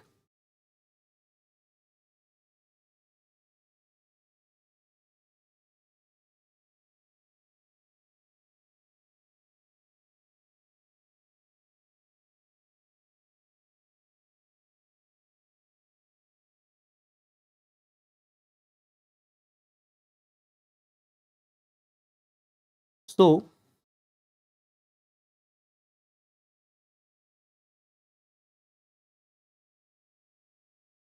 इस तरह से ये आपस में रिलेटेड है। ये कौन है जी? इनका नाम रख देते हैं बिजनेस हेड, या फिर इनका नाम रख देते हैं कॉर्पोरेट लेवल। टॉप लेवल की बात कर रहे हैं, कॉर्पोरेट लेवल मैनेजर हो गए इस पोजीशन पर। हम क्या कह रहे हैं, यहां पर डिफरेंट डिफरेंट आपने क्या कर दिए? फंक्शंस बना दिए। फॉर एग्जांपल हम कहते हैं जी एक है एचआर, एक है फाइनेंस, एक है परचेज, और एक है प्रोडक्शन। ऐसे कई सारे हो सकते हैं, हमने एग्जांपल के लिए बना दिए। और इन सब के जो मैनेजर्स हैं वो यहाँ पर हैं। इन सब के मैनेजर्स हैं HR manager, finance manager, purchase manager, production manager. ठीक है, सुनते जाना आराम से। तो डायरेक्टली जो कॉर्पोरेट लेवल को रिपोर्ट करेगा वो इनके मैनेजर्स रिपोर्ट करेंगे। इनके अंदर जैसे एचआर मैनेजर है तो it will be composing all the peoples relating to HR. Finance manager will compose of all the people relating to finance. इस तरह से होगा। एंड सुनते जाना, फंक्शनल रिलेशनशिप में क्या होता है, मेन क्या हो गया, functional level. And furthermore I can say, let's say the company is operating two divisions, कंपनी की दो डिविजन्स हैं जिनको ये ऑपरेट करते हैं। कंपनी की टोटल कितने डिविजन्स हैं जी, दो डिवीजन है। तो ये जो फंक्शनल मैनेजर होगा, it is giving the services to both the divisions, both the departments. तो यहां है डिवीजन 1, ठीक है, यहां है डिवीजन 1, यहां है डिवीजन 2, यहां है डिवीजन 1, यहां है डिवीजन 2, ये रहा आपका डिवीजन नंबर 1 और ये रहा आपका division number 2 and so on.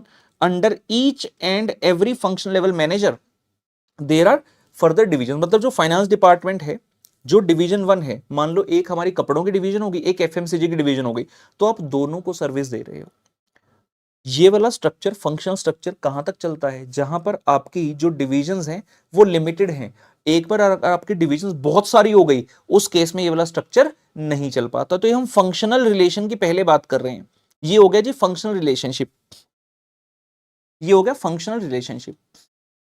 तो अगर आपकी बड़ी ऑर्गेनाइजेशन है लेकिन लो लेवल ऑफ डाइवर्सिफिकेशन है, ये सारे नोट्स मैंने आपके, ठीक है ना, आपके लेक्चर से पहले ये सारी तैयारी मैं अपनी कर लेता हूं, ठीक है ना। तो ये देखिए जी, ये मैंने अपना एक साइड पर लिखा हुआ है और अपना एक साइड में फ्री, सो दैट लेक्चर से पहले जो मुझे लगता है कि आप बच्चों को डायग्राम बनाने को, चित्र बनवाना है, वो सब मैं अपने पास पहले ही करके आ जाता हूँ, सो दैट हम क्लास में अच्छे से उसकी पढ़ाई कर सके, ठीक है ना। तो जितनी भी प्रोडक्ट लाइंस होंगी, फाइनेंस जो डिपार्टमेंट है हमारा, वो जितने भी प्रोडक्ट लाइंस होंगी, मतलब जितने भी डिविजन होंगे, सबको सर्विस देगा, सबको सर्विस देगा, ठीक है जी। बहुत सारी ऑर्गेनाइजेशंस में फंक्शनल स्ट्रक्चर चलता है, जैसे कि नेस्ले कंपनी, एग्जांपल के लिए लिखना चाहें तो वहां पर लिख सकते हैं, नेस्ले कंपनी का एग्जांपल लिख सकते हैं। उसके बाद 5वां नंबर पॉइंट ही चल रहा है, हम आ रहे हैं जी दूसरा relation, divisional relation. We are coming on to divisional relation. Divisional relation, similar English, यहां लिखा था स्ट्रक्चर बेस्ड ऑन फंक्शन, यहां आ जाएगा structure based on divisions. A structure based on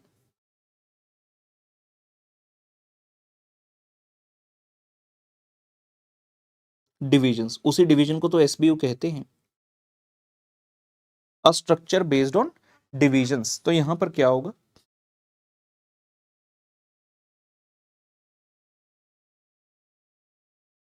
वापिस से चित्र बनाएंगे।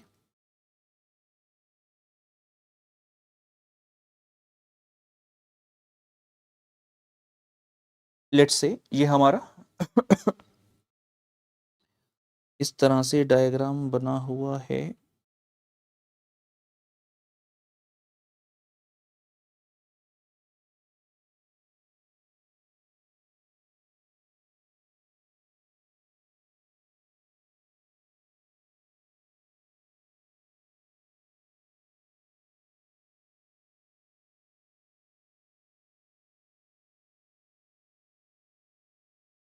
वापिस से इस तरह से डायग्राम बनाएंगे,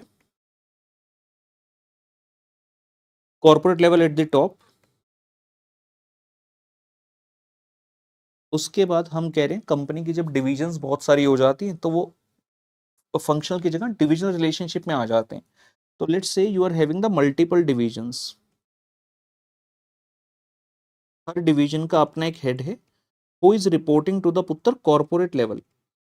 हर डिवीजन का अपना एक हेड है, who is reporting to the corporate level manager. इस सिस्टम में क्या होता है, हर डिवीजन के अंतर्गत अपना सेल्फ कंटेन्ड फंक्शंस होते हैं पूरे। हर डिवीजन के अंदर, हर डिपार्टमेंट के अंदर अपने फंक्शंस हैं और उनके फंक्शनल मैनेजर्स होते हैं। जैसे कि डिवीजन 1 के अंदर की बात करूं तो इनके अंतर्गत अपना एचआर है, इनके अंदर अपना फाइनेंस है, इनके अंदर अपना परचेज डिपार्टमेंट है, इनके अंदर अपना प्रोडक्शन डिपार्टमेंट है। तो चीज कुछ इस प्रकार से चल रही है and the same thing is being duplicated in the others as well. तो इनके पास भी, यहाँ आऊं डिफरेंट कलर से लिख रहा हूं, यहाँ भी अपना एचआर है, फाइनेंस है, परचेज है, प्रोडक्शन है। And similarly in division 3 and division 4 same और सेम। तो ये कौन सा स्ट्रक्चर हो गया, divisional structure. I hope it should clarify if there was any doubt in this. तो हर डिवीजन जो है उसके अपने फंक्शंस हैं. मतलब जो एचआर ऑफ डिवीजन 1 है, अगर डिवीजन 2 में कोई इंप्लॉय छोड़कर चला गया तो डिवीजन 2 वाला एचआर उसको देखेगा. डिवीजन 1 वाले एचआर को आप नहीं कह सकते कि यार मेरे लिए हायरिंग कर दो. हर एक डिवीजन को अपने अलग अलग फंक्शंस हमने देकर रखे हुए हैं. और ये स्ट्रक्चर कब बेटर रहता है? जहां पर there is a higher level of diversification. और ये कहां चलता है? जहां पर there is a lower level of diversification. कि हमने एक फंक्शनल डिपार्टमेंट बना दिया, हमने कहा 2-3 डिवीजन है, तुम अपने आप ही सब डिवीजन का देख लेना, तो यहां ये चल जाएगा. लेकिन जहां आपकी हायर लेवल ऑफ डाइवर्सिफिकेशन है वहां पर आपका डिवीजन रिलेशन चलेगा. एग्जांपल के लिए सैमसंग, एग्जाम्पल के लिए सैमसंग ये लीजिए. तो सैमसंग कंपनी की ये वेबसाइट पर हम आ गए. मैं इसको थोड़ा एनलार्ज कर देता हूं. यहां पर जैसे ही मैं बिजनेस एरिया पर जाता हूं, बस इतना आपने देखना है जितना आपको स्क्रीन पर मैं दिखाना चाहता हूं. 3 डिवीजन दिख रही है आपको, consumer electronics, IT and mobile communication, और तीसरा है डिवाइस सॉल्यूशन. तो सैमसंग कंपनी जो यूज करती है structure, that is a divisional structure. इन्होंने कुल मिलाकर 3 डिवीजन में अपने आप को संभाल लिया. ऐसा नहीं है बच्चे कहेंगे सर 3 क्यों 4 क्यों नहीं. इस 3 की आप चाहे 4 बना लो, 6 बना लो, 10 बना लो, that is up to the company. लेकिन जब डिवीजन एक हद से ज्यादा हो जाएंगी तो इतनी सारी चेन ऑफ रिपोर्टिंग हो जाएगी कि बिजनेस अपने आप को प्रॉब्लम्स में डाल सकता है. तो जितना मैक्सिमम पॉसिबल हो आप नंबर ऑफ डिवीजन कम बनाइए. एक डिवीजन के अंदर प्रोडक्ट लाइन ज्यादा से ज्यादा रखने की कोशिश कीजिए. तो मेन सैमसंग कंपनी का 3 डिवीजन है, consumer electronics, IT and mobile communication और device solution. For example consumer electronics पर चलते हैं, वैसे मैं इसका लिखवा दूंगा आपको. कंज्यूमर इलेक्ट्रॉनिक्स में जाते हैं तो सबसे पहले दिखते हैं visual display. We are seeing the visual display. मतलब जो डिवीजन है आपके कंज्यूमर इलेक्ट्रॉनिक्स, उसके अंदर कौन कौन सी प्रोडक्ट लाइंस है. Visual display means we are talking about the televisions. उसके बाद आ गई डिजिटल अप्लायंसेस, आपके किचन के एक्सेट्रा के अप्लायंसेस हो गए, अवन हो गया, रेफ्रिजरेटर एक्सेट्रा हो गया. Health and medical equipment, radiography machines etcetera, वो भी इसी डिवीजन के अंदर आती हैं. उसके अलावा let's say IT and mobile communication पर एक बार चलते हैं. So when you go to the IT and mobile communication, सबसे पहले तो दिख गया जी मोबाइल. सैमसंग कंपनी का नाम बहुत ज्यादा तो मोबाइल इंडस्ट्री में है, इस इंडस्ट्री में धमाल मचा रखे. उसके बाद आ गए जी नेटवर्क बिजनेसेस. सर कौन से network? 5G cellular network. India में नहीं है उतना, लेकिन यूएस में, जापान में, साउथ कोरिया में इनके आईटी के अंदर ये वाला एरिया भी आता है. इसीलिए आप देखेंगे जब बिजनेस एरिया है सिर्फ मोबाइल नहीं लिखा, IT and mobile communications as well. और तीसरा है डिवाइस सॉल्यूशन. इस पर्टिकुलर डिवीजन के अंतर्गत ये क्या चीज करते हैं? मेमोरी. क्या चीज बता रहे हैं यहां पर? डिफरेंट इनकी जो हार्ड डिस्क आती है, मेमोरी के डिवाइसेस आते हैं, सेमीकंडक्टर्स एक्सेट्रा जो ये बना रहे हैं, यहां पे दिख रहे हैं ना वर्ड सेमीकंडक्टर्स. तो ये सब चीजें इनकी इस पर्टिकुलर डिवीजन के अंतर्गत आती हैं. So it depends upon the organization कि कौन से टाइप का स्ट्रक्चर आप अडॉप्ट करना चाहते हैं. हो सकता है किसी के लिए फंक्शनल है तो आप ये सोचो कि यार मेरा भी फंक्शन नहीं हो सकता है, आपकी ऑर्गेनाइजेशन के हिसाब से डिविजनल स्ट्रक्चर जो है वो ज्यादा इंपॉर्टेंट हो. तो यहां पर जाकर आप लिख लेंगे सैमसंग. एग्जाम्पल के लिए सैमसंग यहां पर लिख देंगे, ठीक है ना. यहां के लिए मैंने क्या बताया, एग्जाम्पल में नेस्ले लिख सकते हैं. हम हर एक चीज का जाकर जो है नहीं देखेंगे, लेकिन जहां जहां मुझे लगेगा वहां वहां हम देखते रहेंगे.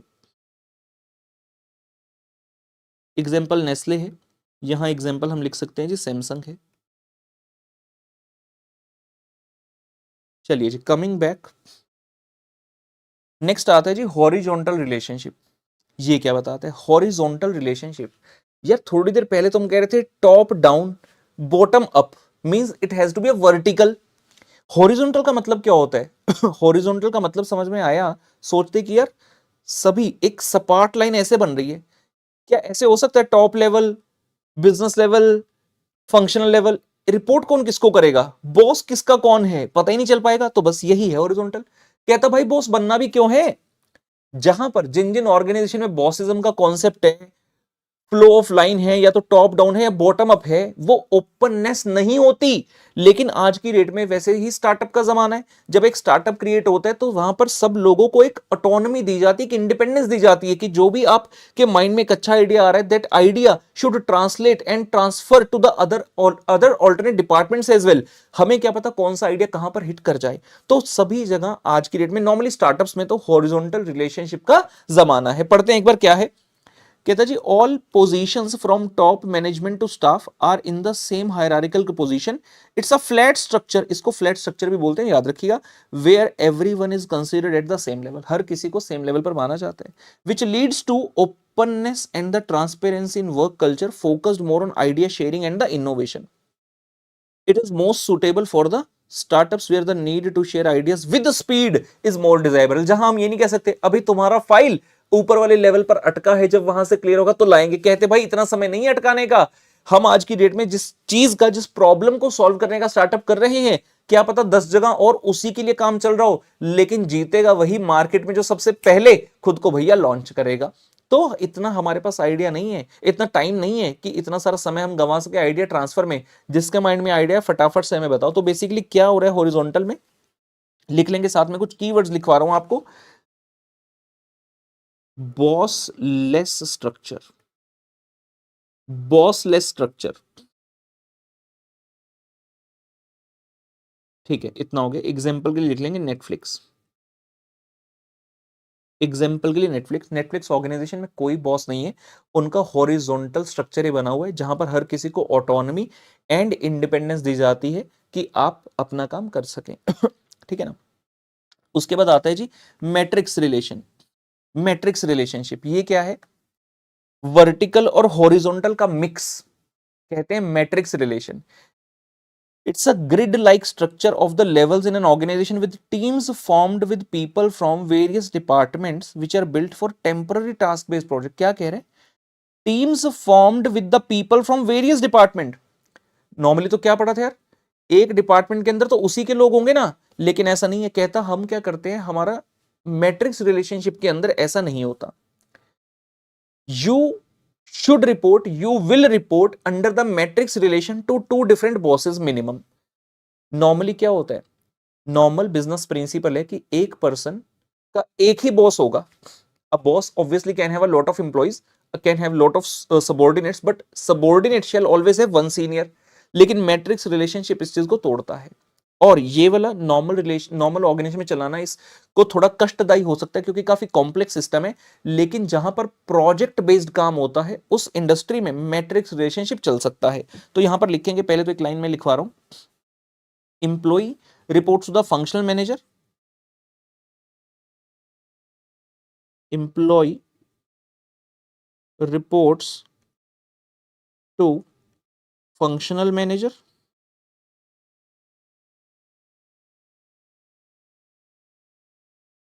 as well as project manager। Employee reports to functional manager as well as project manager। This relationship helps to manage the huge conglomerates with ease, where it is impossible to track and manage every single team independently। हो क्या रहा है, यहां पर जो employee है, he is being made a part of multiple team reporting to multiple managers. हमने कहा प्रोजेक्ट बेस्ड काम। एग्जाम्पल के लिए कंस्ट्रक्शन इंडस्ट्री का सोच लेते हैं एग्जाम्पल।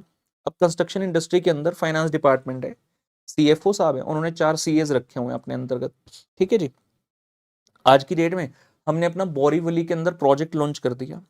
बोरीवली के अंदर जब प्रोजेक्ट लॉन्च किया, हर प्रोजेक्ट का एक मैनेजर बनाना पड़ता है आपको, project manager, who is responsible to look after the finance of that project, to look into the sales of that project, to look into the construction of that project and other various activities as well। ठीक है। अब CFO साहब ने XYZ group के जो CA number 3 था, कहते भी तुम आज से बोरीवली वाले प्रोजेक्ट की तरफ ध्यान दोगे। नाउ ये जो सीए है, now he is reporting obviously to functional manager. अपने सीएफओ को तो रिपोर्ट करना ही करना है अपनी चीजें, लेकिन now the project manager of the Borivali project has also got a control of you. तो प्रोजेक्ट मैनेजर भी आपसे चीजें पूछ सकते हैं कि हाँ जी सीए साहब बताइए, जो खर्चा लगा था पिछले महीने का टोटल कितना खर्चा हो गया। अब आप ये नहीं कह सकते मेरा बॉस तो मेरा सीएफओ साहब है, मैं तो उसको बताऊंगा। नहीं, सीएफओ साहब के टुवर्ड्स आपकी रिपोर्टिंग है, अनडाउटेडली है, वो तो आपके इमीडिएट बॉस ही है, लेकिन यहां प्रोजेक्ट मैनेजर को भी आपने रिपोर्ट करना है। सिमिलरली XYZ कंस्ट्रक्शन ग्रुप के जो एचआर हैं, उनकी जिम्मेवारी है पूरी ऑर्गेनाइजेशन के लिए नंबर ऑफ एम्प्लॉय जितने भी चाहिए उनको अरेंज करना over the various team. Purchase वाले लोग चाहिए, प्रोडक्शन वाले चाहिए, आपको स्किल्ड अनस्किल्ड सेमी स्किल्ड कैसे चाहिए सब। लेकिन आप अपने एचआर मैनेजर को तो रिपोर्ट कर ही रहे हो, being the HR employee of the organization. साथ ही साथ प्रोजेक्ट मैनेजर पूछेंगे भाई मुझे यहाँ पर 100 मजदूर चाहिए थे, अनस्किल्ड पीपल की जरूरत थी, उस 100 में से कितने हैं क्या नहीं। तो आप ये नहीं कह सकते कि मैं तुम्हें रिपोर्ट क्यों करूं, मैं तो सिर्फ अपने बॉस को करूंगा ना। मैट्रिक्स रिलेशन ऐसा ही होता है जहां पर आपको मल्टीपल टीम्स का एक तरह से पार्ट बनाया जाता है एंड आपकी रिपोर्टिंग होती है टू द मल्टीपल मैनेजर्स, वो होता है मैट्रिक्स रिलेशनशिप। कहते हैं there are more than one managers for each functional level team and it is complex for the smaller organization, extremely useful for the large organization. कई large organization आज की date में structure को अपनाती हैं, चाहे ये कॉम्प्लेक्स भी है। इसकी बहुत डिटेल हमें आगे आने वाले चैप्टर में मिलेगी, ठीक है। तो यहां पर आकर हमारा ये कॉन्सेप्ट खत्म होता है स्ट्रेटेजिक लेवल, जिसको बहुत ही डिटेल के अंदर हमने पढ़ा और समझा।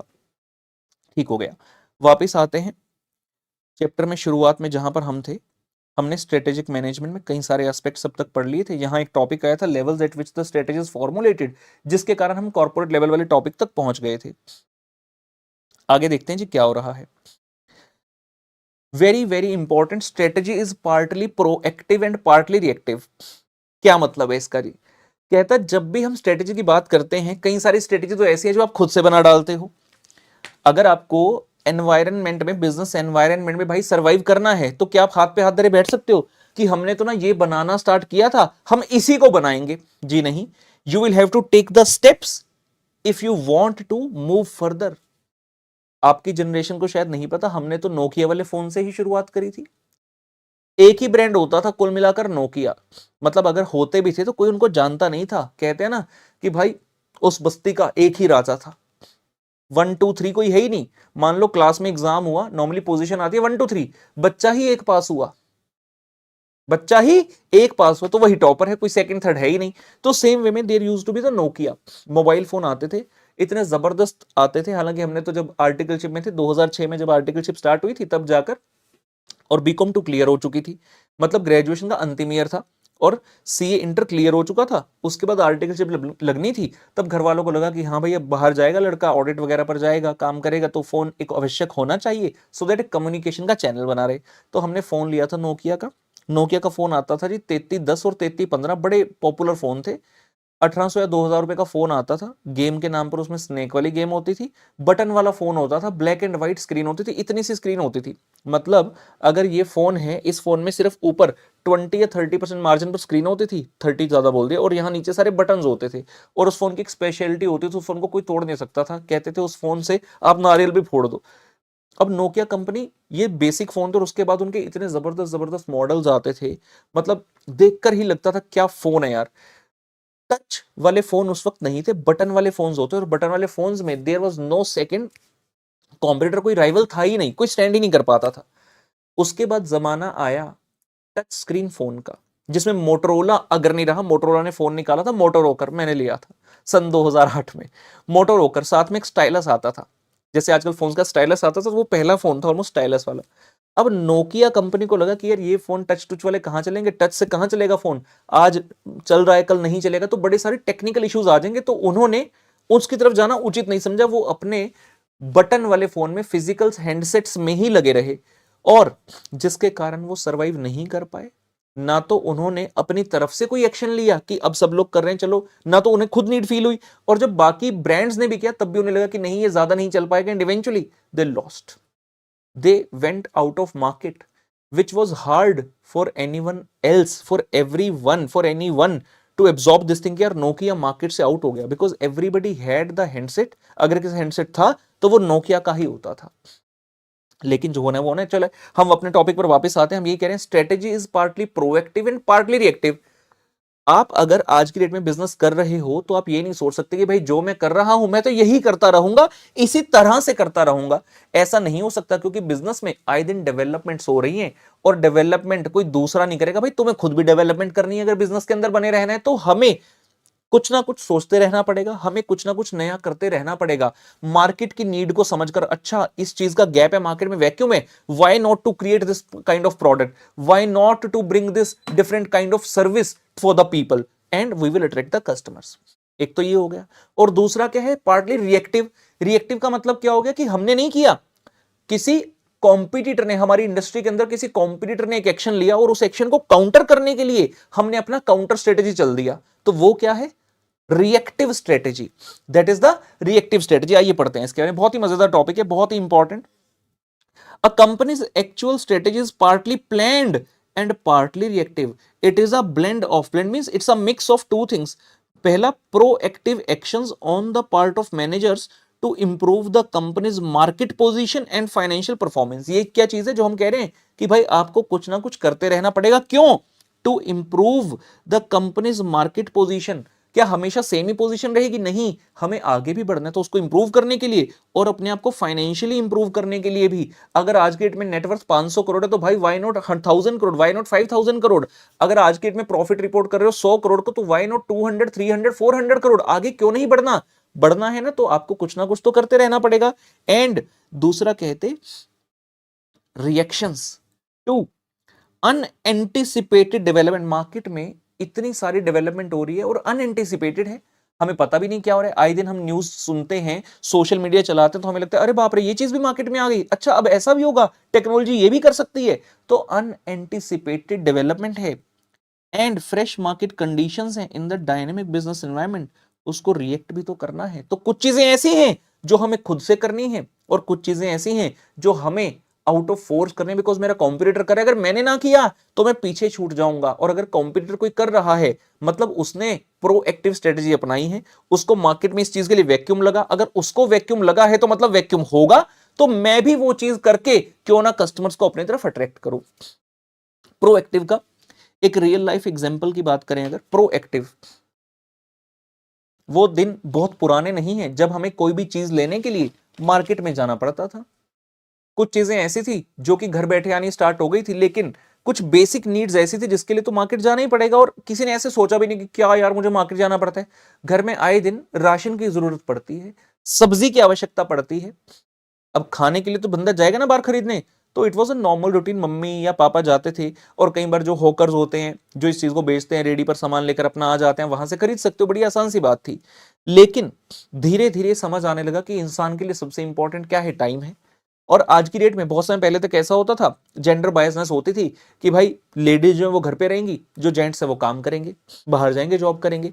लेकिन जैसे जैसे डेवलपमेंट हुई, हमारा वर्ल्ड आगे बढ़ा, हमारी कंट्री आगे बढ़ी, तो ये समझ में आया कि नहीं, ऐसा जेंडर बायस नहीं होता। आज की डेट में तो गर्ल्स भी कंधे से कंधा मिलाकर चल रही हैं और इवन कुछ जगह पर तो बहुत ही आगे हैं।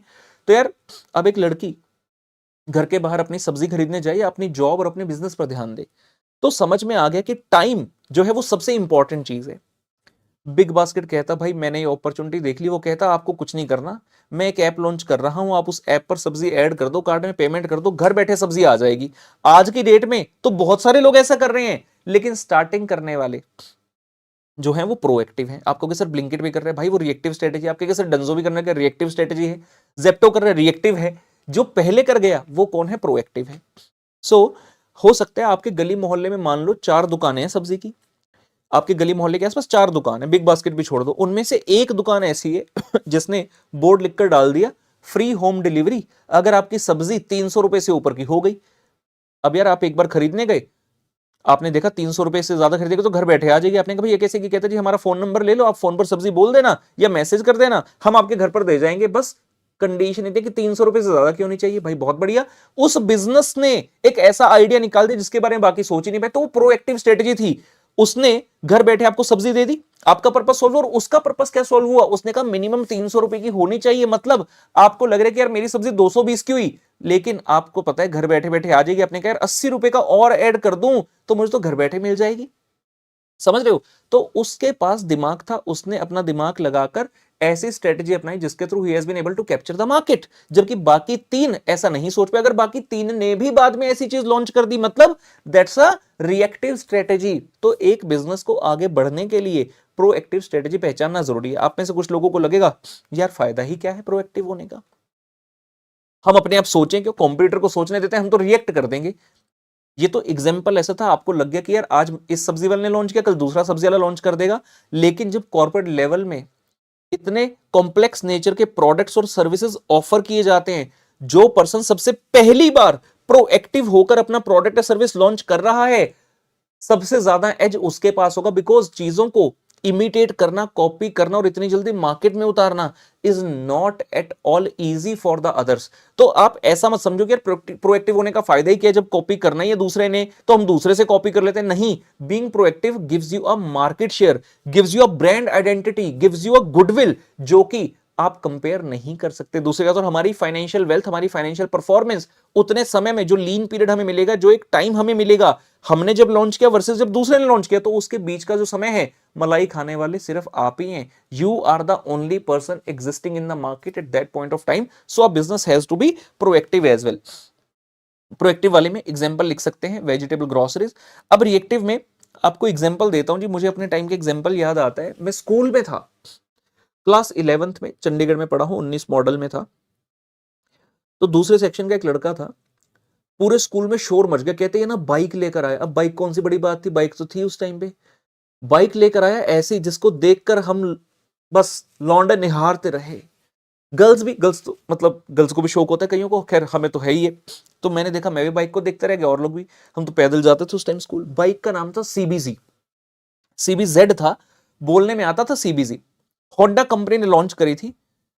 It was not a sports bike but it looked like one, और इंडिया में it was the first of its kind. उससे पहले बाइक्स कौन सी मेनली चलती थी राजदूत, स्प्लेंडर टाइप, जो कि सिर्फ मोड ऑफ ट्रांसपोर्टेशन था। भाई 2-3 लोग बैठ जाएंगे, चल पड़ो, जहां से जाना है, एक जगह से जाना पहुंचा देंगे। ये पहली बाइक थी जिसने काम किया अट्रैक्शन का, जिसने ये सोचा कि टारगेट एक मार्केट है, एक वैक्यूम है, why not to attract those towards us. तो उन्होंने निकाला होंडा सीबीसी। देखकर सब लोग मतलब फ्लैट, इतना उस बाइक ने बिजनेस किया तोड़कर, क्योंकि there was no other competitor. Bajaj के उस समय स्कूटर आते थे, हमारे घर पे स्कूटर था। बजाज ने देखा यार ये तो बड़ी सही चीज है। बजाज ने फटाफट से रिएक्ट किया, कहते we have to come into this segment. 2 साल बाद ही 2001 में उन्होंने अपनी बाइक उतारी मार्केट में, Pulsar 150 and Pulsar 180, which became a super night hit. हर बंदा पागल था पल्सर बाइक लेने के लिए। आज के डेट में तो इतने सारे टाइप की आ गई, आप कहोगे लेकिन उस समय और कोई नहीं थी। आप कहोगे सर R15 भी आ गई, बहुत साल बाद आई। Almost after 7 to 8 years it was launched. पहले 1-1.5 साल सीबीजी ने खूब कमाया, उसके बाद पल्सर आई। लेकिन आपने अगर प्रोएक्टिवनेस दिखाकर कोई प्रोडक्ट लॉन्च किया, उसके अगेंस्ट कॉम्पिटिटर ने अपना प्रोडक्ट उतार दिया, तो आपको तब भी अपने एफर्ट्स करने पड़ेंगे। आप ये नहीं कह सकते कि मैं तो फर्स्ट था, मैं तो हमेशा फर्स्ट रहूंगा। नहीं, सीबीजी की मार्केट खा गया पल्सर, और कुछ एक साल में सीबीजी गॉट एक्सटिंक्ट। सीबीजी का अता पता ही नहीं रहा, क्योंकि शायद होंडा कंपनी की स्ट्रेटेजी उतनी स्ट्रांग नहीं थी कि वो उससे कंपीट कर सकते बजाज से। एक बार बजाज ने भी वो प्रोडक्ट उतारा, आइए आपको दिखाता हूं। बच्चे कह रहे हैं सर कैसी दिखती है, ये रही जी, this was the Honda CBG. आज की डेट में तो आप कहोगे सर इसमें क्या नया है, लेकिन ये जो इसकी सीट का पैटर्न देख रहे हो, ये पहली बाइक थी जिसमें ऐसा सीट का पैटर्न आया था। नहीं तो हॉरिजॉन्टल सीट होती थी, लेकिन ये देखने वाले को मजा आ जाता था। इफ यू सी, लिखा hero Honda CBG is a motorcycle launched in early 1999 by Hero Honda with an original Honda 156 single cylinder engine. Styling of this bike was a Honda CB series. CB series से CBZ इन्होंने निकाला था। और इसके आते ही ये आए हमारे पल्सर साहब, बजाज पल्सर। सीट का डिजाइन देख रहे हो, और लुक्स ऐसी जो एक नॉर्मल बाइक नहीं लगती थी, बड़ी फेमस हुई थी। तो इसके बारे में भी जरा स्टार्टिंग में एक बार पढ़ते हैं। ये देखिए जी, ये देखिए marking, the launch and success of, clearly लिखा हुआ है, the launch and success of Hero's Honda CBZ in 1999 showed that there was demand for the performance bike. पता चल गया जब होंडा सीबीजी निकली कि यार इसके लिए तो बहुत वैक्यूम है, जब लोग पागलों की तरह इस बाइक को लेने के लिए आतुर थे कि yes I want this in my garage, मुझे चाहिए, मुझे चलानी है, तो क्लियर हो गया कि डिमांड तो है परफॉर्मेंस बाइक के लिए। Bajaj took the cue from there on, तो बजाज ने वहां से क्यू ले लिया कि मुझे भी ये करना है, and launch the Pulsar twins 150cc and 180cc इन 2001 नवंबर। और उसके बाद इसमें बढ़ोतरी करते गए DTSI, फिर 200 निकाला पल्सर 200NS, फिर 220 भी निकाला। मेरे पास 220 भी था, पल्सर 220। सीबीजी नहीं ली थी हमने, जब तक हमारे पास पैसे आए लेने के तब तक वो बंद हो गई थी। R15 भी ली थी मैंने, R15 भी, यामाहा R15। सो देख रहे हैं, so this is the thing about the proactive and being reactive. उसके अलावा एक और बड़ा सा एग्जांपल है मेरे पास। फोर्ड कंपनी 4 व्हीलर्स बनाती है जी, तो उन्होंने इंडिया में एक ऐसी गाड़ी उतारी जिसको देखकर फिर से लोग फ्लैट हो गए, पागल हो गए।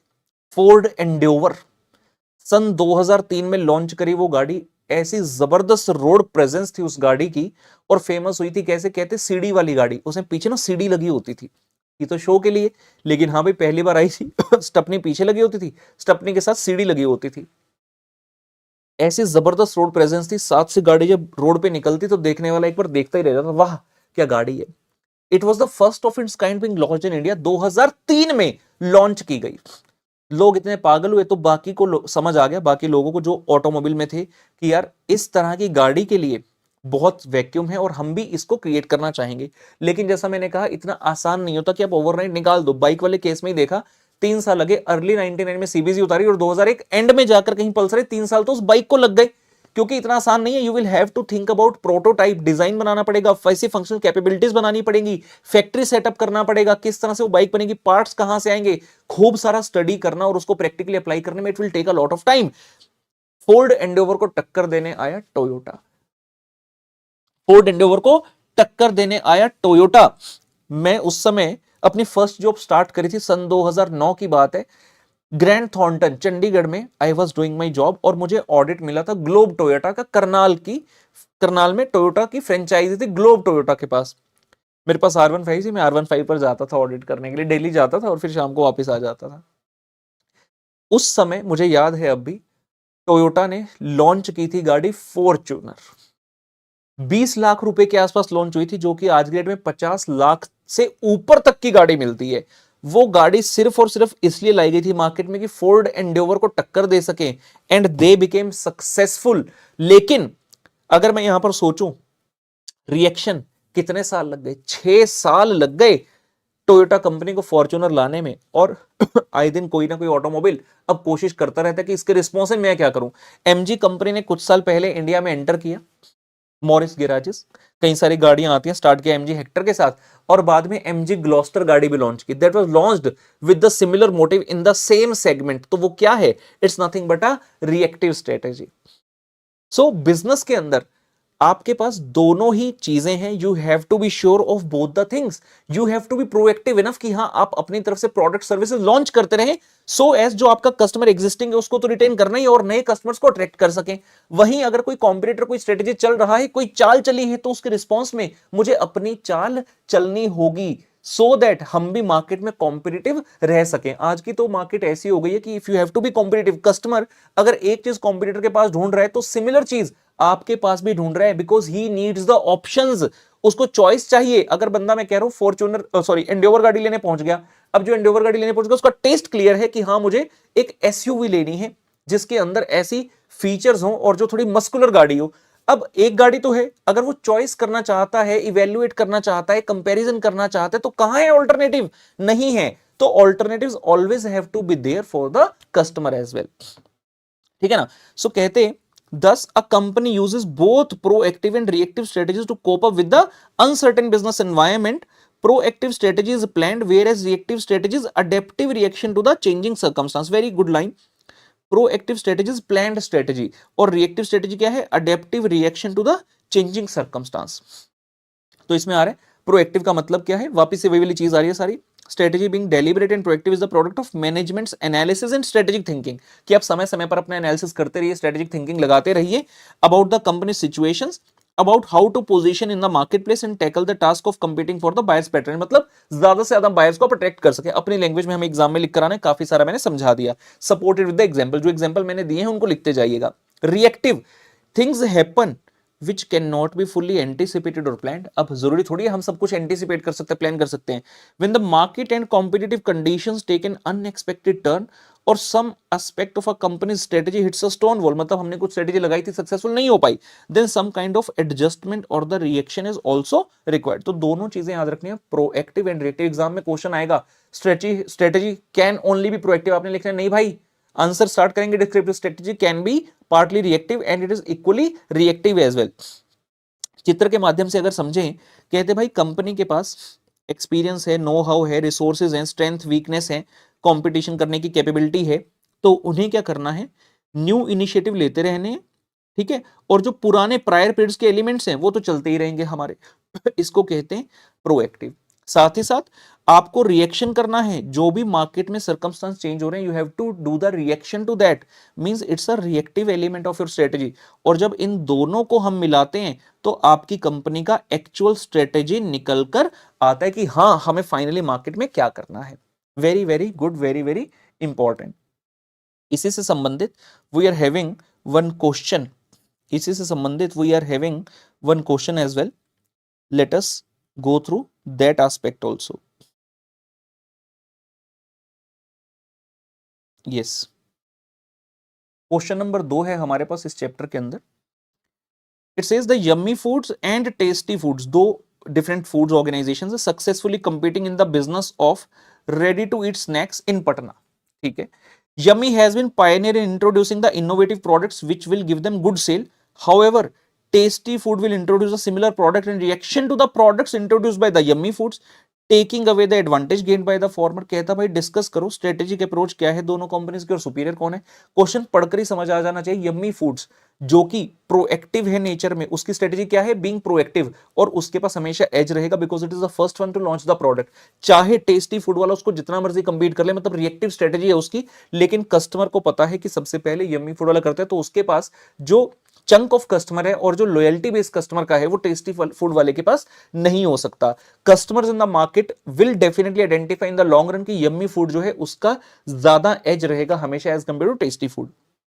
तो देखते हैं, कहता है Yummy Food is proactive in its approach, जबकि on the other hand Tasty Food is reactive. तो पढ़कर ही समझ आ गया।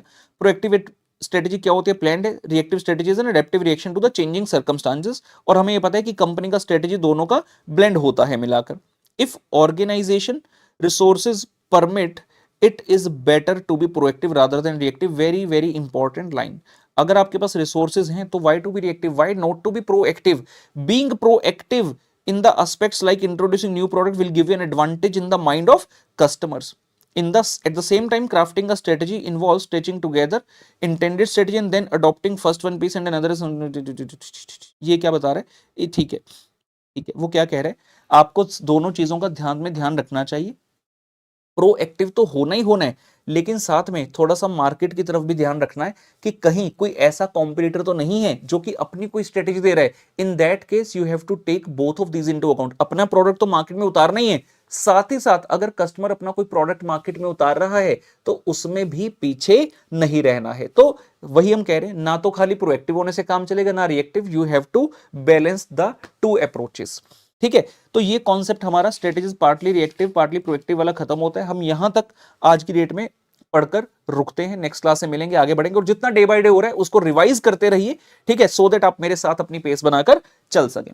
इसी के साथ मैं आज के सेशन के लिए लेता हूं अलविदा, मुलाकात अगले सेशन में, तब तक के लिए बाय बाय।